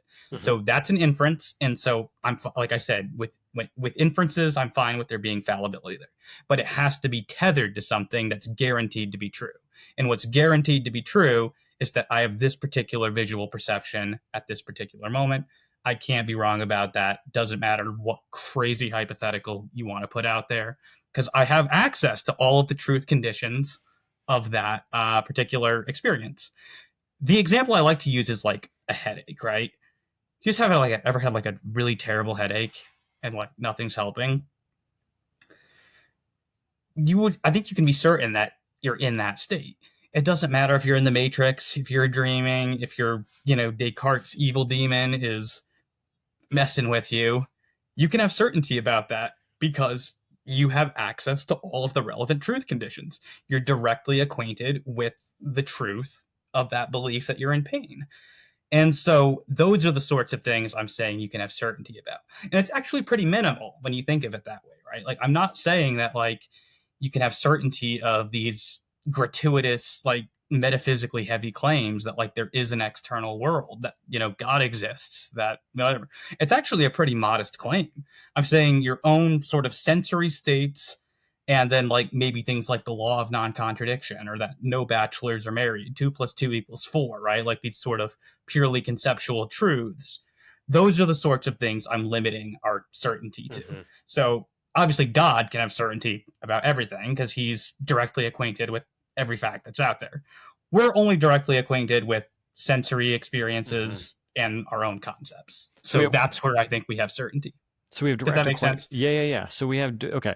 So maybe I'm using, and this is again where I think we're maybe using terms slightly differently, and this is helpful. So you're saying that because we have direct acquaintance with all of these things, these sensory perceptions, my vision, my taste, my touch, my everything, my sensory perception, I can trust that because I have no reason to believe that that it's misleading me. That's the only thing I have to go off of to interpret reality. It's the only thing I have. I think I'm making an even more strong. I'm making a stronger claim than that. Even if it's misleading you about like what's there independently of Mm-hmm. your own mind, you can still be certain that you're having that particular experience. Right. So So like, it's not just a case of like I don't have any reason to think I'm wrong about these things. It's a stronger claim that I actually cannot be wrong about these particular sensory inputs. yeah. So what do you do with things like, and maybe you were the one who brought I think this is an example that you've given. What do you do with the issue of like, let's say somebody thinks that the truck is red, but they don't know that they're colorblind. Now they could be correct that the truck is red, but they don't know that it's red. And I actually just was listening to something the other day, and somebody was saying that they found out that they were colorblind, and they had gone their whole life not knowing that they were, and then it came to like some particular thing that they were doing, and then realized, oh my goodness, like I'm actually colorblind. So what do you do with like a situation like that, where somebody's perception of reality and what they should have good reason to actually trust, but then it ends up being false? So what do you do with that sort of problem? So they would have certainty with, like, let's say that their perception of the red truck is that it's green, right? What they would have certainty of is that they have this particular green object in their visual field. Mm-hmm. That they cannot be wrong about, right? I mean, it's in the hypothesis itself, right, that the car is actually red, but they're seeing green. So they are actually right about that. So they do have a justified true belief that they perceive this kind of green object in their visual field. The issue is going to be when they try to infer a substantial reality behind that. It's not going to correspond exactly to their perception of it because they have this colorblindness issue. But again, my view accounts for that because, I mean, I'm saying even if it's completely nothing, even if it's like, a dream, it's nothing. There's nothing out there that's like what you're experiencing. You can still have certainty about that, those sensory contents. Mm-hmm. So it's going to be just a question of making an inference from there. They're going to have an issue with that. Yeah, so you can have certainty about your experience, but you cannot have certainty about the Substantial reality reality behind it. Yeah. Okay, but so this is where I want to get into. Are we being, in some ways, are we being pedantic to say that you can have certainty, but what we really mean is your perception of reality, whereas that's not what we're actually talking about when we make those truth claims. We're claiming that this is the reality. And so if you can't have certainty about the underlying reality that you're perceiving, you can have obviously certainty about the perception that you have because you have direct acquaintance with it. But are we in agreement as far as maybe the way that I was explaining it being like, because I agree with you, but whenever I'm talking about these things, whenever I make a truth claim, I'm not saying that my perception of this, of the reality is such. I'm saying this is reality. And so those are two different claims. So I would say that we do so let's make a distinction between mind dependent reality and mind independent reality. So it's still real that you have these particular perceptions, right? So we're not saying those aren't real things. They're just not mind independently real. Like your perception of things, it wouldn't exist if your mind didn't exist, right? So there is a mind independent reality as well, or at least I believe that there is.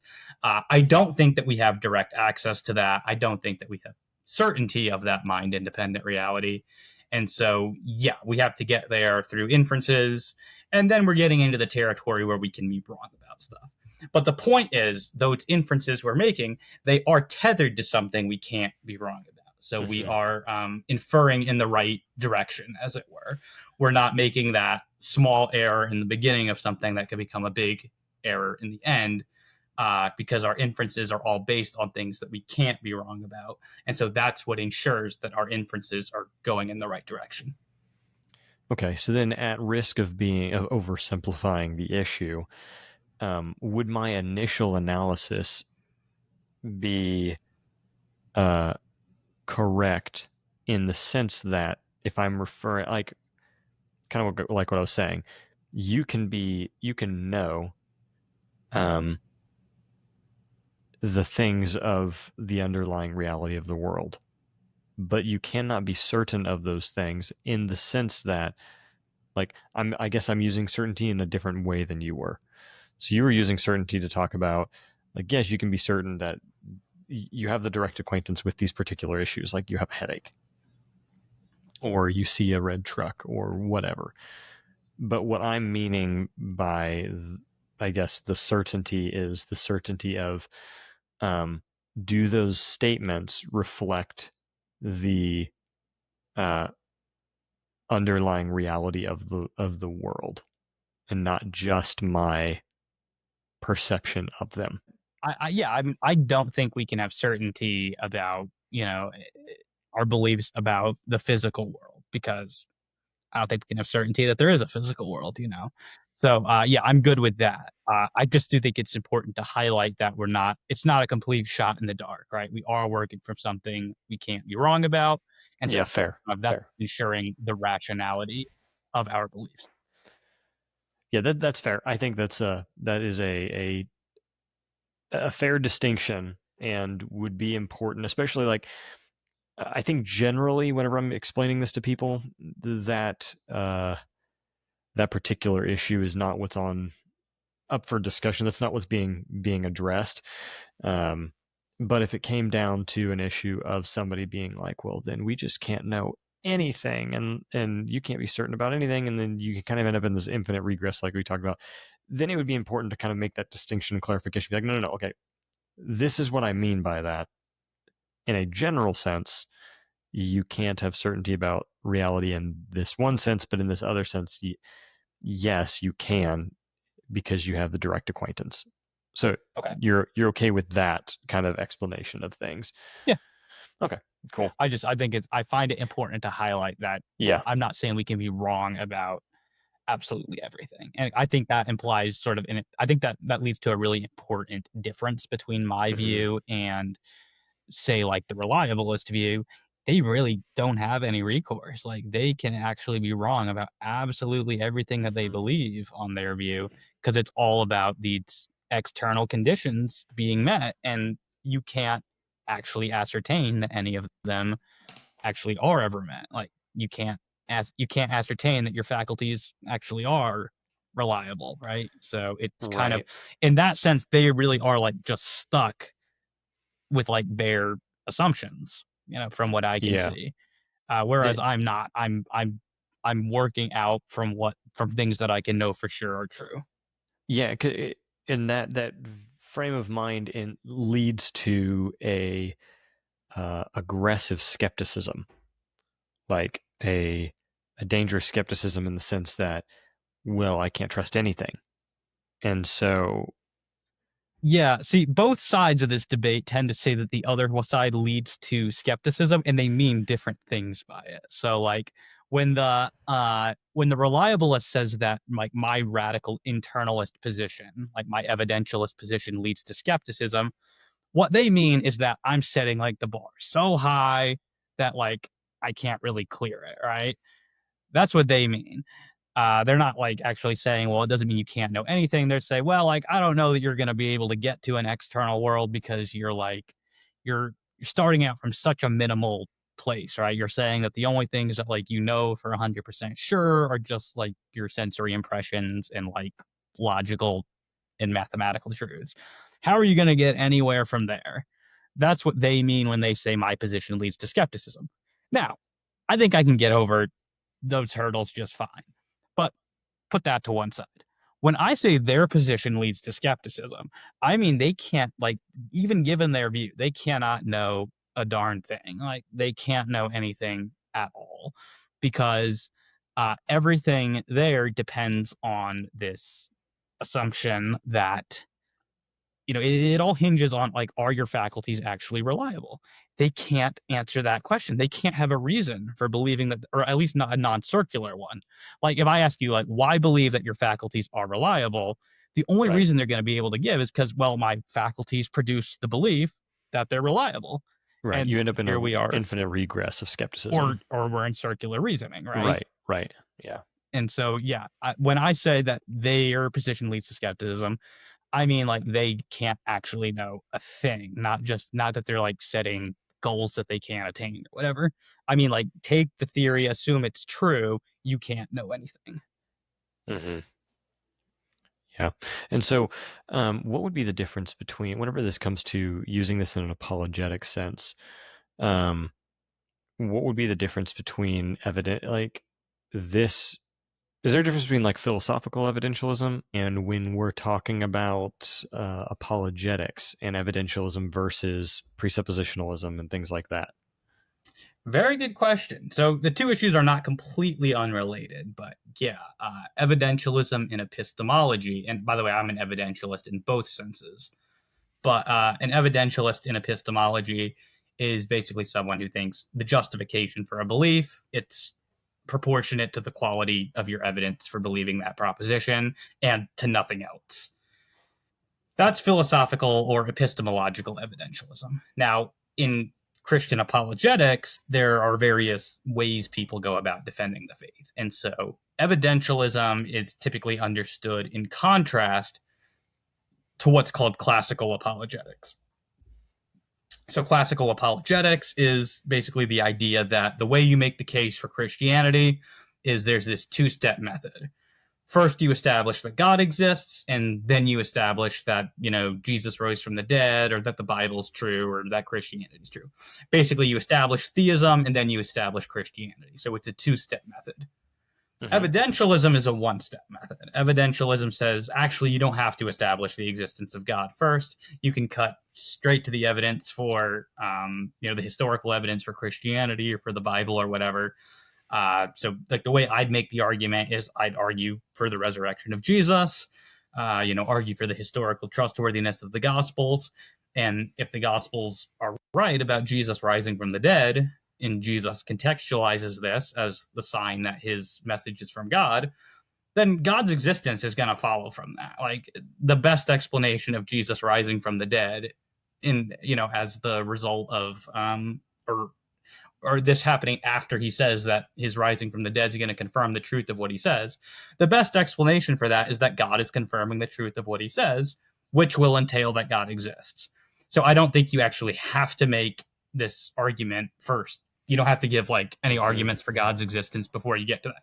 You can do that. I don't have a problem with you doing that, Hmm. but I say you don't have to do that. It's not necessary. Yeah. So kind of like I tend to, what I like to do is whenever we're talking about evidence for the Bible, um, I think what happens is a lot of people, a lot of Christians, what they do is they have a presuppositionalist way of um, trying to. What they end up doing is they say, well, the Bible is true because God exists, and the Bible says that it's true, and the Bible's from God, and so therefore it's true, which is very circular.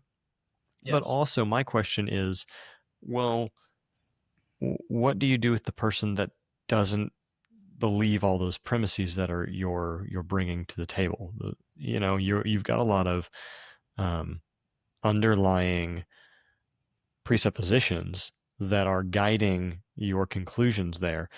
And so, I mean, yeah, you could then go about saying, well, I can prove that God exists. And then if God, did exist, then he would communicate in this way. And it's a very roundabout and lengthy way of trying to defend the reliability of the Bible, or the revelatory nature of the Bible, I should say, that the Bible is in fact from God. The way that I tend to actually go about that is I kind of short circuit that entire process, and I just go straight to things like, well, look at prophecy. Internal evidence of the Bible itself is, if I can prove that there are words in here that could not have possibly come from the mind of man, i.e., like, there are prophecies that are given hundreds or thousands of years in advance in great detail and could not have been written after the fact, and they're written before the fact, and they come to pass in history exactly as they're said to, well, then that's some pretty strong evidence that those words came not from the mind of man, who couldn't just get lucky and guess all these things. Like, I'm talking about detailed prophecies, not like vague prophecies. Then that's a pretty solid evidence for the Bible itself, from itself, rather than basing it on like, well, the Bible says that it's true, and I mean, since God is real, then that won't make sense. The Bible's true. Is this kind of the concept that we're dealing with? It sounds like that would be a form of evidentialist apologetics. And just to be clear, are you saying you can make the argument from like messianic prophecies in particular, or are you talking about more like, Daniel's prophecy about Tyre and Sidon? Yeah. So I tend to, I don't really go toward the messianic prophecies. I mean, you could, but the direction I usually take is the prophecy of Tyre from Ezekiel, Oh, or sorry. you Yeah. get into like the prophecies of Daniel and the ways that those were fulfilled throughout history, because these are prophecies that, from what I've seen, are not really, they're not contested by people saying, well, that's not what that's talking about.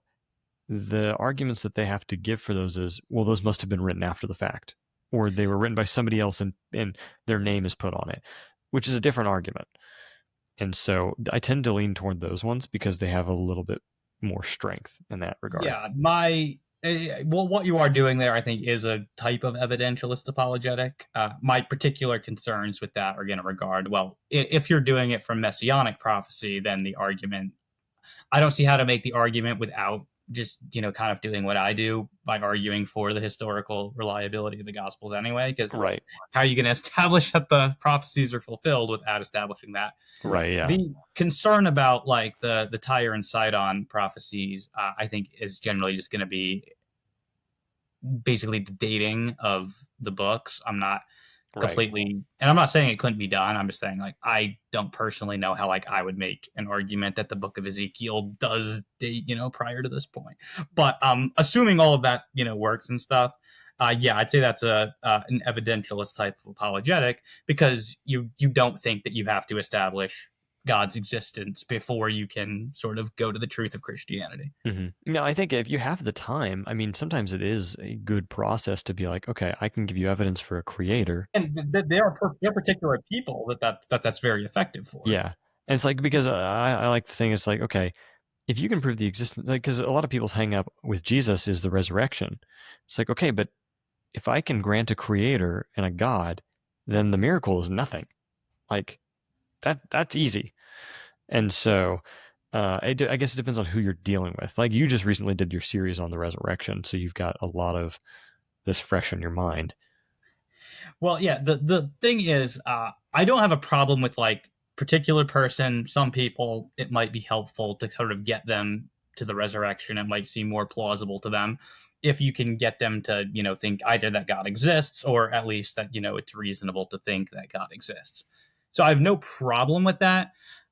My bigger concern is it just, so there are certain classical apologists who will argue that like my method is begging the question, right? They'll be like, well, you can't like in order to interpret the resurrection of Jesus as a miracle, well, like God has to exist for that. So like you have to establish the existence of God first, otherwise you're begging the question.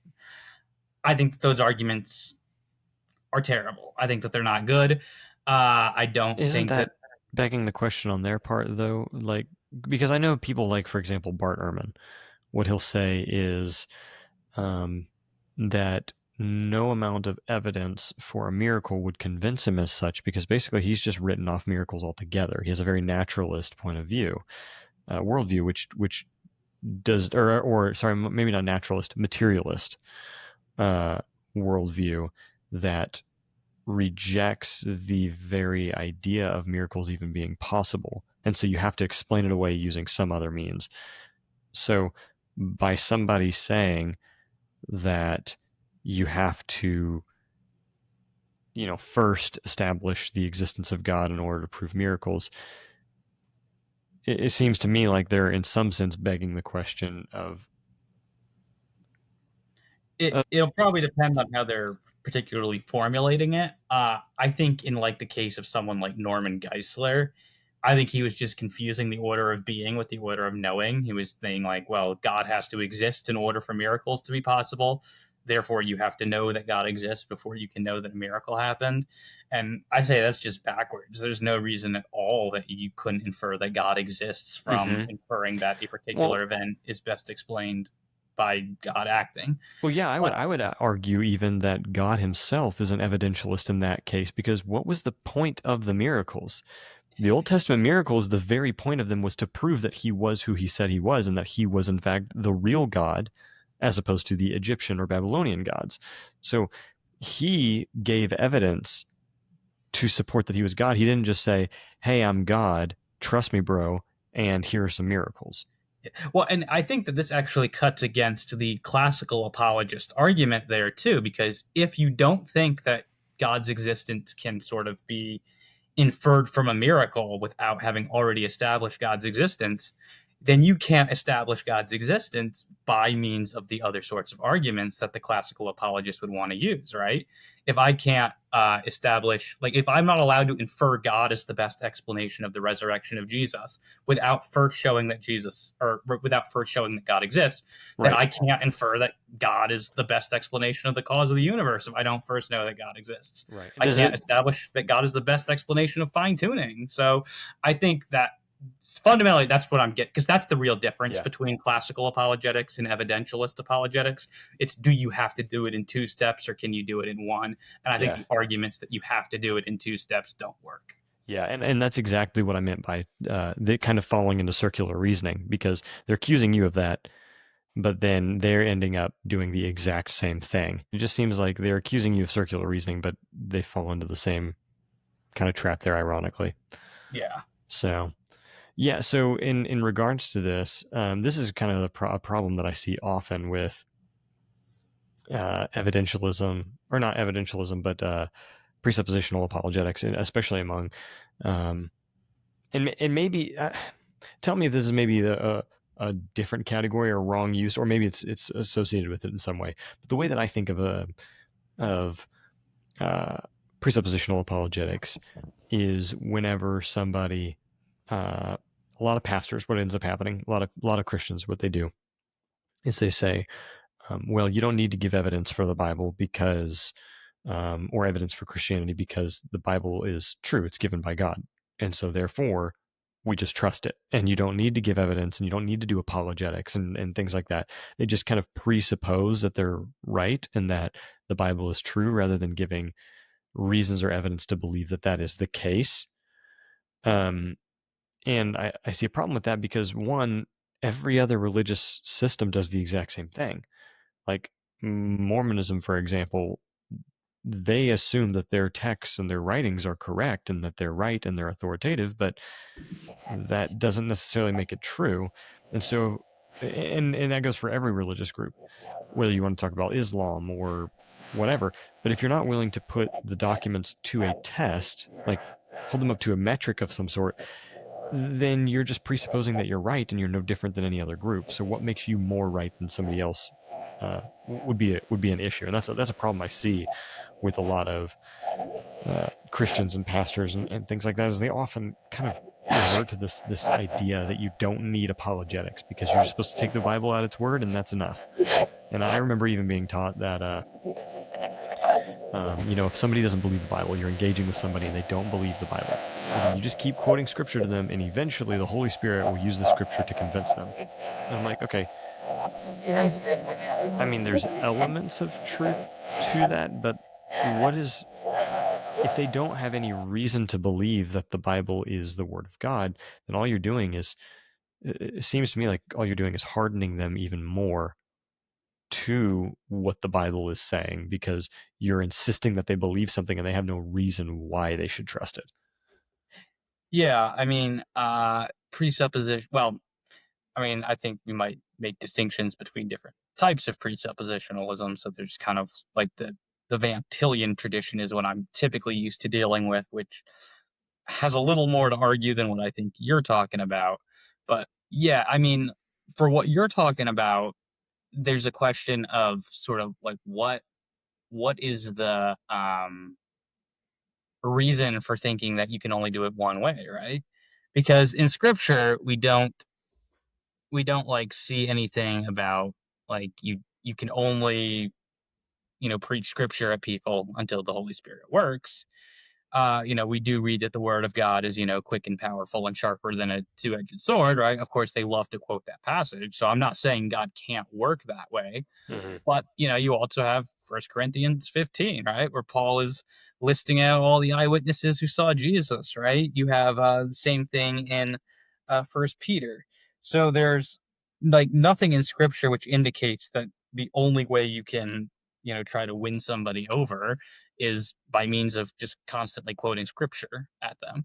That's one method that quite might work, but I mean, I think there's pretty evidently other people where that's not going to work. Mm-hmm. I mean, you think about the Bible is the Word of God, and this is what we say is as far as like quite literally the words of God that He has given to us. And anytime that God gave revelation, what did He do to uh, get the people to believe that it was divine authoritative revelation? Well, He accompanied it with miracles. He accompanied it with things that would give evidence to and validate that it was in fact his word and should be believed.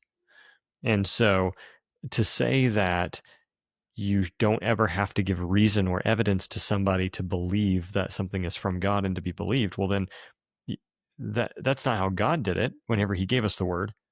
And so it only makes sense to take the same methodology that God did and give evidence to people that we're insisting that they believe that this is in fact God's word, and we're saying that this is what is authoritative to their life.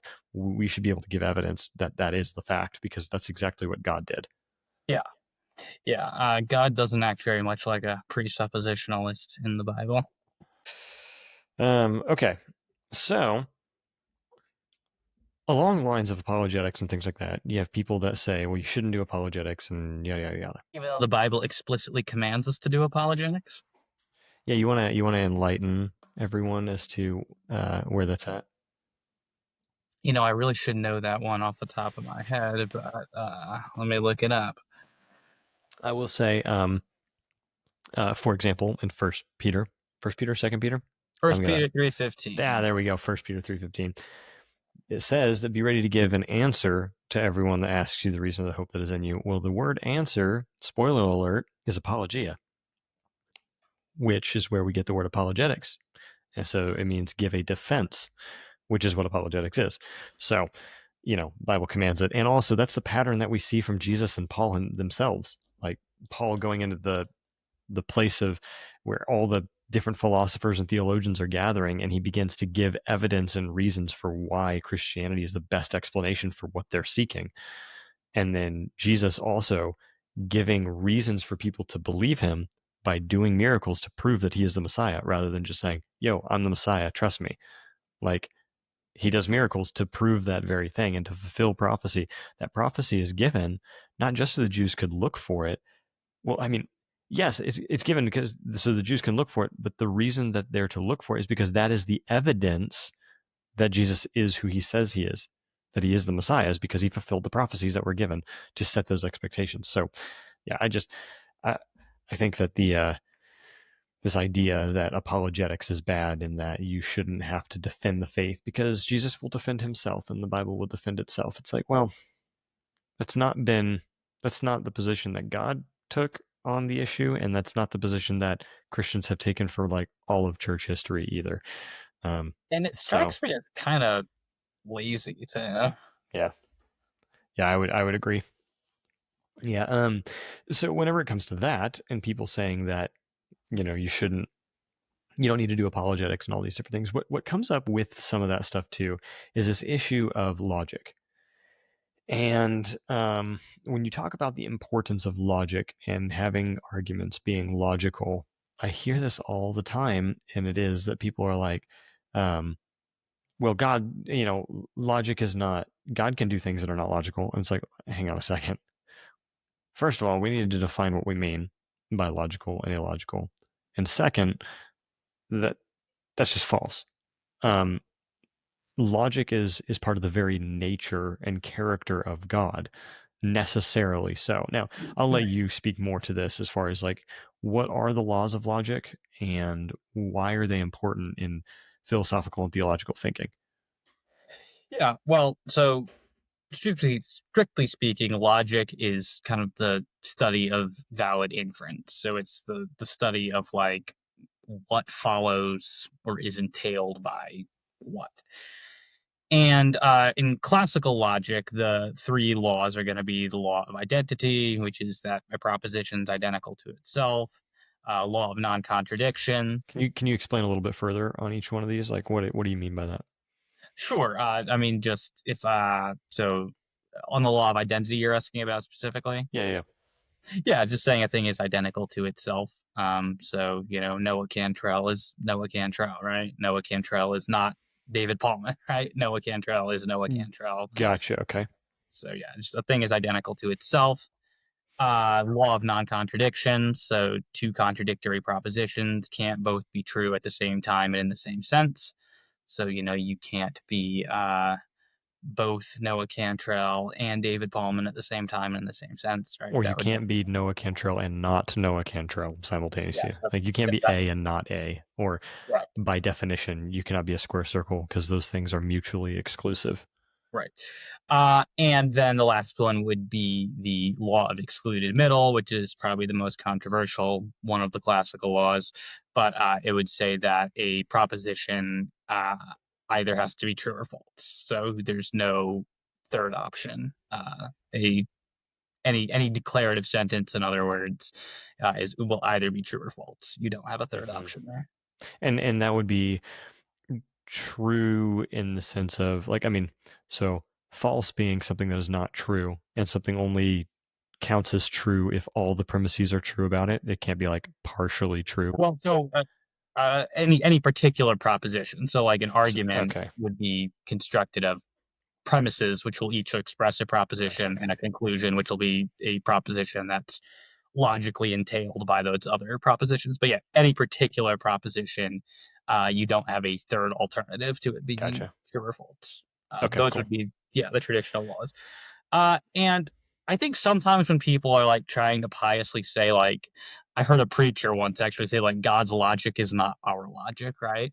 And I think what people sometimes mean by that is they're talking about reasoning, not Right. logic. And I think they mean that like God doesn't necessarily reason in the same way we do.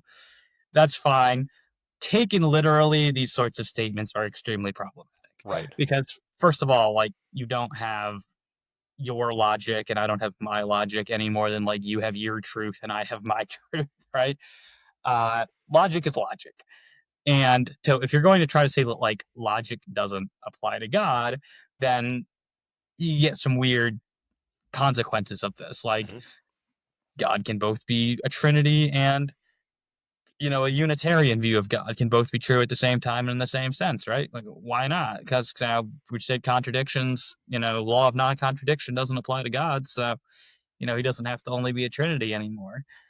You can say that, God, lies all the time and that Hmm. God never lies, right? I think you get a whole bunch of unsavory consequences that nobody actually wants to swallow if you're Right. going to say that the laws of logic just don't apply to God.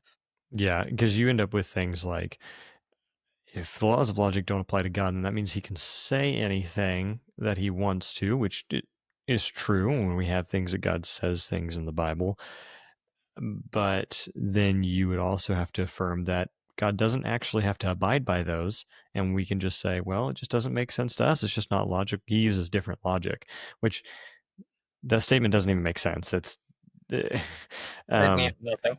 yeah. And so, um, but they want to say things like if you, I've had somebody before when I was trying to explain this concept, and I said, well, could God make a fourth person of the Trinity? That that statement is nonsensical. Or whenever you ask, could God make a square circle or a married bachelor? Okay, well, these things are could God lie? That sort of thing, and that's where you get into some kind of dangerous territory, because to those other questions, somebody would be inclined to be like, well, I mean, he could do whatever he wants. He can. It's possible, but you get into some dangerous places because you start contradicting the very nature of who God is. And like when you say, can God lie? Well, so here's the question. Can God do anything? This is the question of omnipotence. And what does this actually mean? What do we mean when we say that God is omnipotent?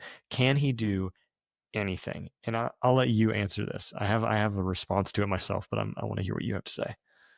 Yeah, I admit I'm not overly fond of just sort of in an unqualified way saying God can do anything. And traditionally, like theologians who are a little bit smarter don't actually say that. They tend to say God can do anything that is logically possible, or that God can do anything that is, consistent with his own nature, something like that. And I mean, reason why, certainly from like a biblical perspective, this should be obvious, right? I mean, like you have Hebrews explicitly says that it is impossible for God to lie. I forget the exact reference, but we have a statement saying that God can't swear by one that is greater than himself, right? Why? Because there isn't one greater than himself, which suggests that God is bound to, certain logical constraints. Right. Um, Kind of an illustration we sort of give here is imagine you've got like the strongest man in the world, right? And you give him a barbell and you're like, can you break that in half? And, he snaps the barbell in half and you say, can you break a tree in half? And he breaks a tree in half. Then you give him a paper clip and you say, can you bend this into the shape of a square circle? The limitation there is not a limitation of power, right? It's that you're asking him to do something that's nonsense, right? It's a logical limitation, not a power limitation. And so, yeah, when we say God can't lift a stone too heavy for himself to pick up, right? Or that God can't, both lie and not lie at the same time. We aren't putting restraints on God's power per se. We're putting, these are just things that don't actually make any sense because they're Hmm. logical contradictions. Yeah. They're things that either violate the very nature of God, or they're things that which directly ties into being logically contradictory, because if God is X, then he can not be not X. If he has this attribute, then he cannot do something that would uh, indicate that he does not have that attribute. And so you have situations like, um, one came to mind. Oh, the common objection that every atheist's favorite dilemma. It's like, can God make a rock so big that he can't pick it up? And it's like, okay, a lot of I remember that growing up. I was like, I don't know, how does that work? I don't know what to say. But like, when you understand logic, then you can go, that doesn't make any sense. Like, it's a non-starter. So can you speak to that a little bit? Do you have any other Well, I good mean, yeah. examples of that? Of specifically what the like Those omnipotence kind of paradox. arguments that you've heard, because I've Oh yeah, I heard, mean that yeah. that would be the classic one, right? Can God make a rock so heavy you can't lift it? Can God make an object go up and down at the same time without stretching it? Uh, there's a whole bucket load of them. It's basically asking, can God do something that's logically impossible? And of Can course, the God answer is will himself out of existence? yeah. That sort of thing. The thing is, it's not, and maybe these aren't actually expressing propositions. You're not actually asking if God can do these things. It's like saying, can God do, hoobly blah blah. I mean, you're not actually expressing anything there. You're making noises with your mouth. Or in this case, you're saying words, but you're combining them together in such a way that you're not actually expressing things. There is no meaning there, and asking if God can create a married bachelor, because a married bachelor doesn't mean anything, right? There's no concept that maps onto. If you ask if God can make a square circle, that doesn't map onto anything. You're not even actually asking if God can do something here, because you're not actually expressing, a real thing. You're expressing things that cannot even conceptually be. So that's generally the line of response I take to these sorts of, it's called an omnipotence paradox. Supposedly the property of being all powerful is supposed to be contradictory because of these sorts of things. I just want to say, actually, the examples are contradictory. Yeah. Yeah. Well, cool. This has been fun. I don't know if there's anything else that you want to add to the conversation before we close it up. No, probably shouldn't, because we've been going for two and a Yeah, half yeah, hours. yeah, But yep. And we're definitely gonna have to do this again. I want to get into talking about methane priority. This is a fascinating one to me. And then you just recently finished the thing on the resurrection, which that is also fascinating. So we'll have to figure out the time to do this again for sure. But for anybody that decides to listen to this, and if they get this far, you want to tell everybody where to find some of your stuff? yeah, my channel's called Faith Because of Reason. Most of my thoughts go up there in like video essay format. Uh, I try to be thorough and rigorous as I can. So not, it's not an upload every week or anything like that. It's as I can find the time, as I, have a topic that interests me, and I feel I've done a sufficient amount of research to argue for a conclusion, I'll typically make a video on it and put it up there for anyone who's interested. But yeah, I mean, I have videos on just about everything we've talked about today. So Yeah. if any of it has tickled your fancy, I probably discuss it in more detail over there. Yeah. And I gotta say, you hear this a lot, I know, but like you read more than any human being I know. And so I don't know how you have the time or the ability, but it's pretty crazy. Um, and so I definitely appreciate your approach to your rigor and your thoroughness in studying certain issues and studying all elements of the subject. And so that's why I do appreciate your input whenever I'm dealing with like a particular subject. I like to call you and kind of pick your brain a little bit, see what you've heard and thought about certain issues. Yeah, no, I appreciate you having me on to discuss things, and I like how you think through these things as well, and don't want to believe something just to take somebody's word for it, and that you want to look into them for yourself. And ultimately that's a little more important to me than that we end up on the same place everywhere. I have a lot of respect for certain people who I have deep disagreements with on certain things, because I know they've at least thought about why they're there. They know why they hold that belief, and I feel like they've really at least understood my position. And I vastly prefer that to somebody who just wants to follow me as an ideologue and will believe whatever I say because I say it, because that's not the sort of methodology I want to instill in people. I want people to actually be thinking for themselves. Yeah. All right. Well, it's been good. Thanks for joining me. Thanks for the conversation. It's been fun, and we'll have to do this again. So.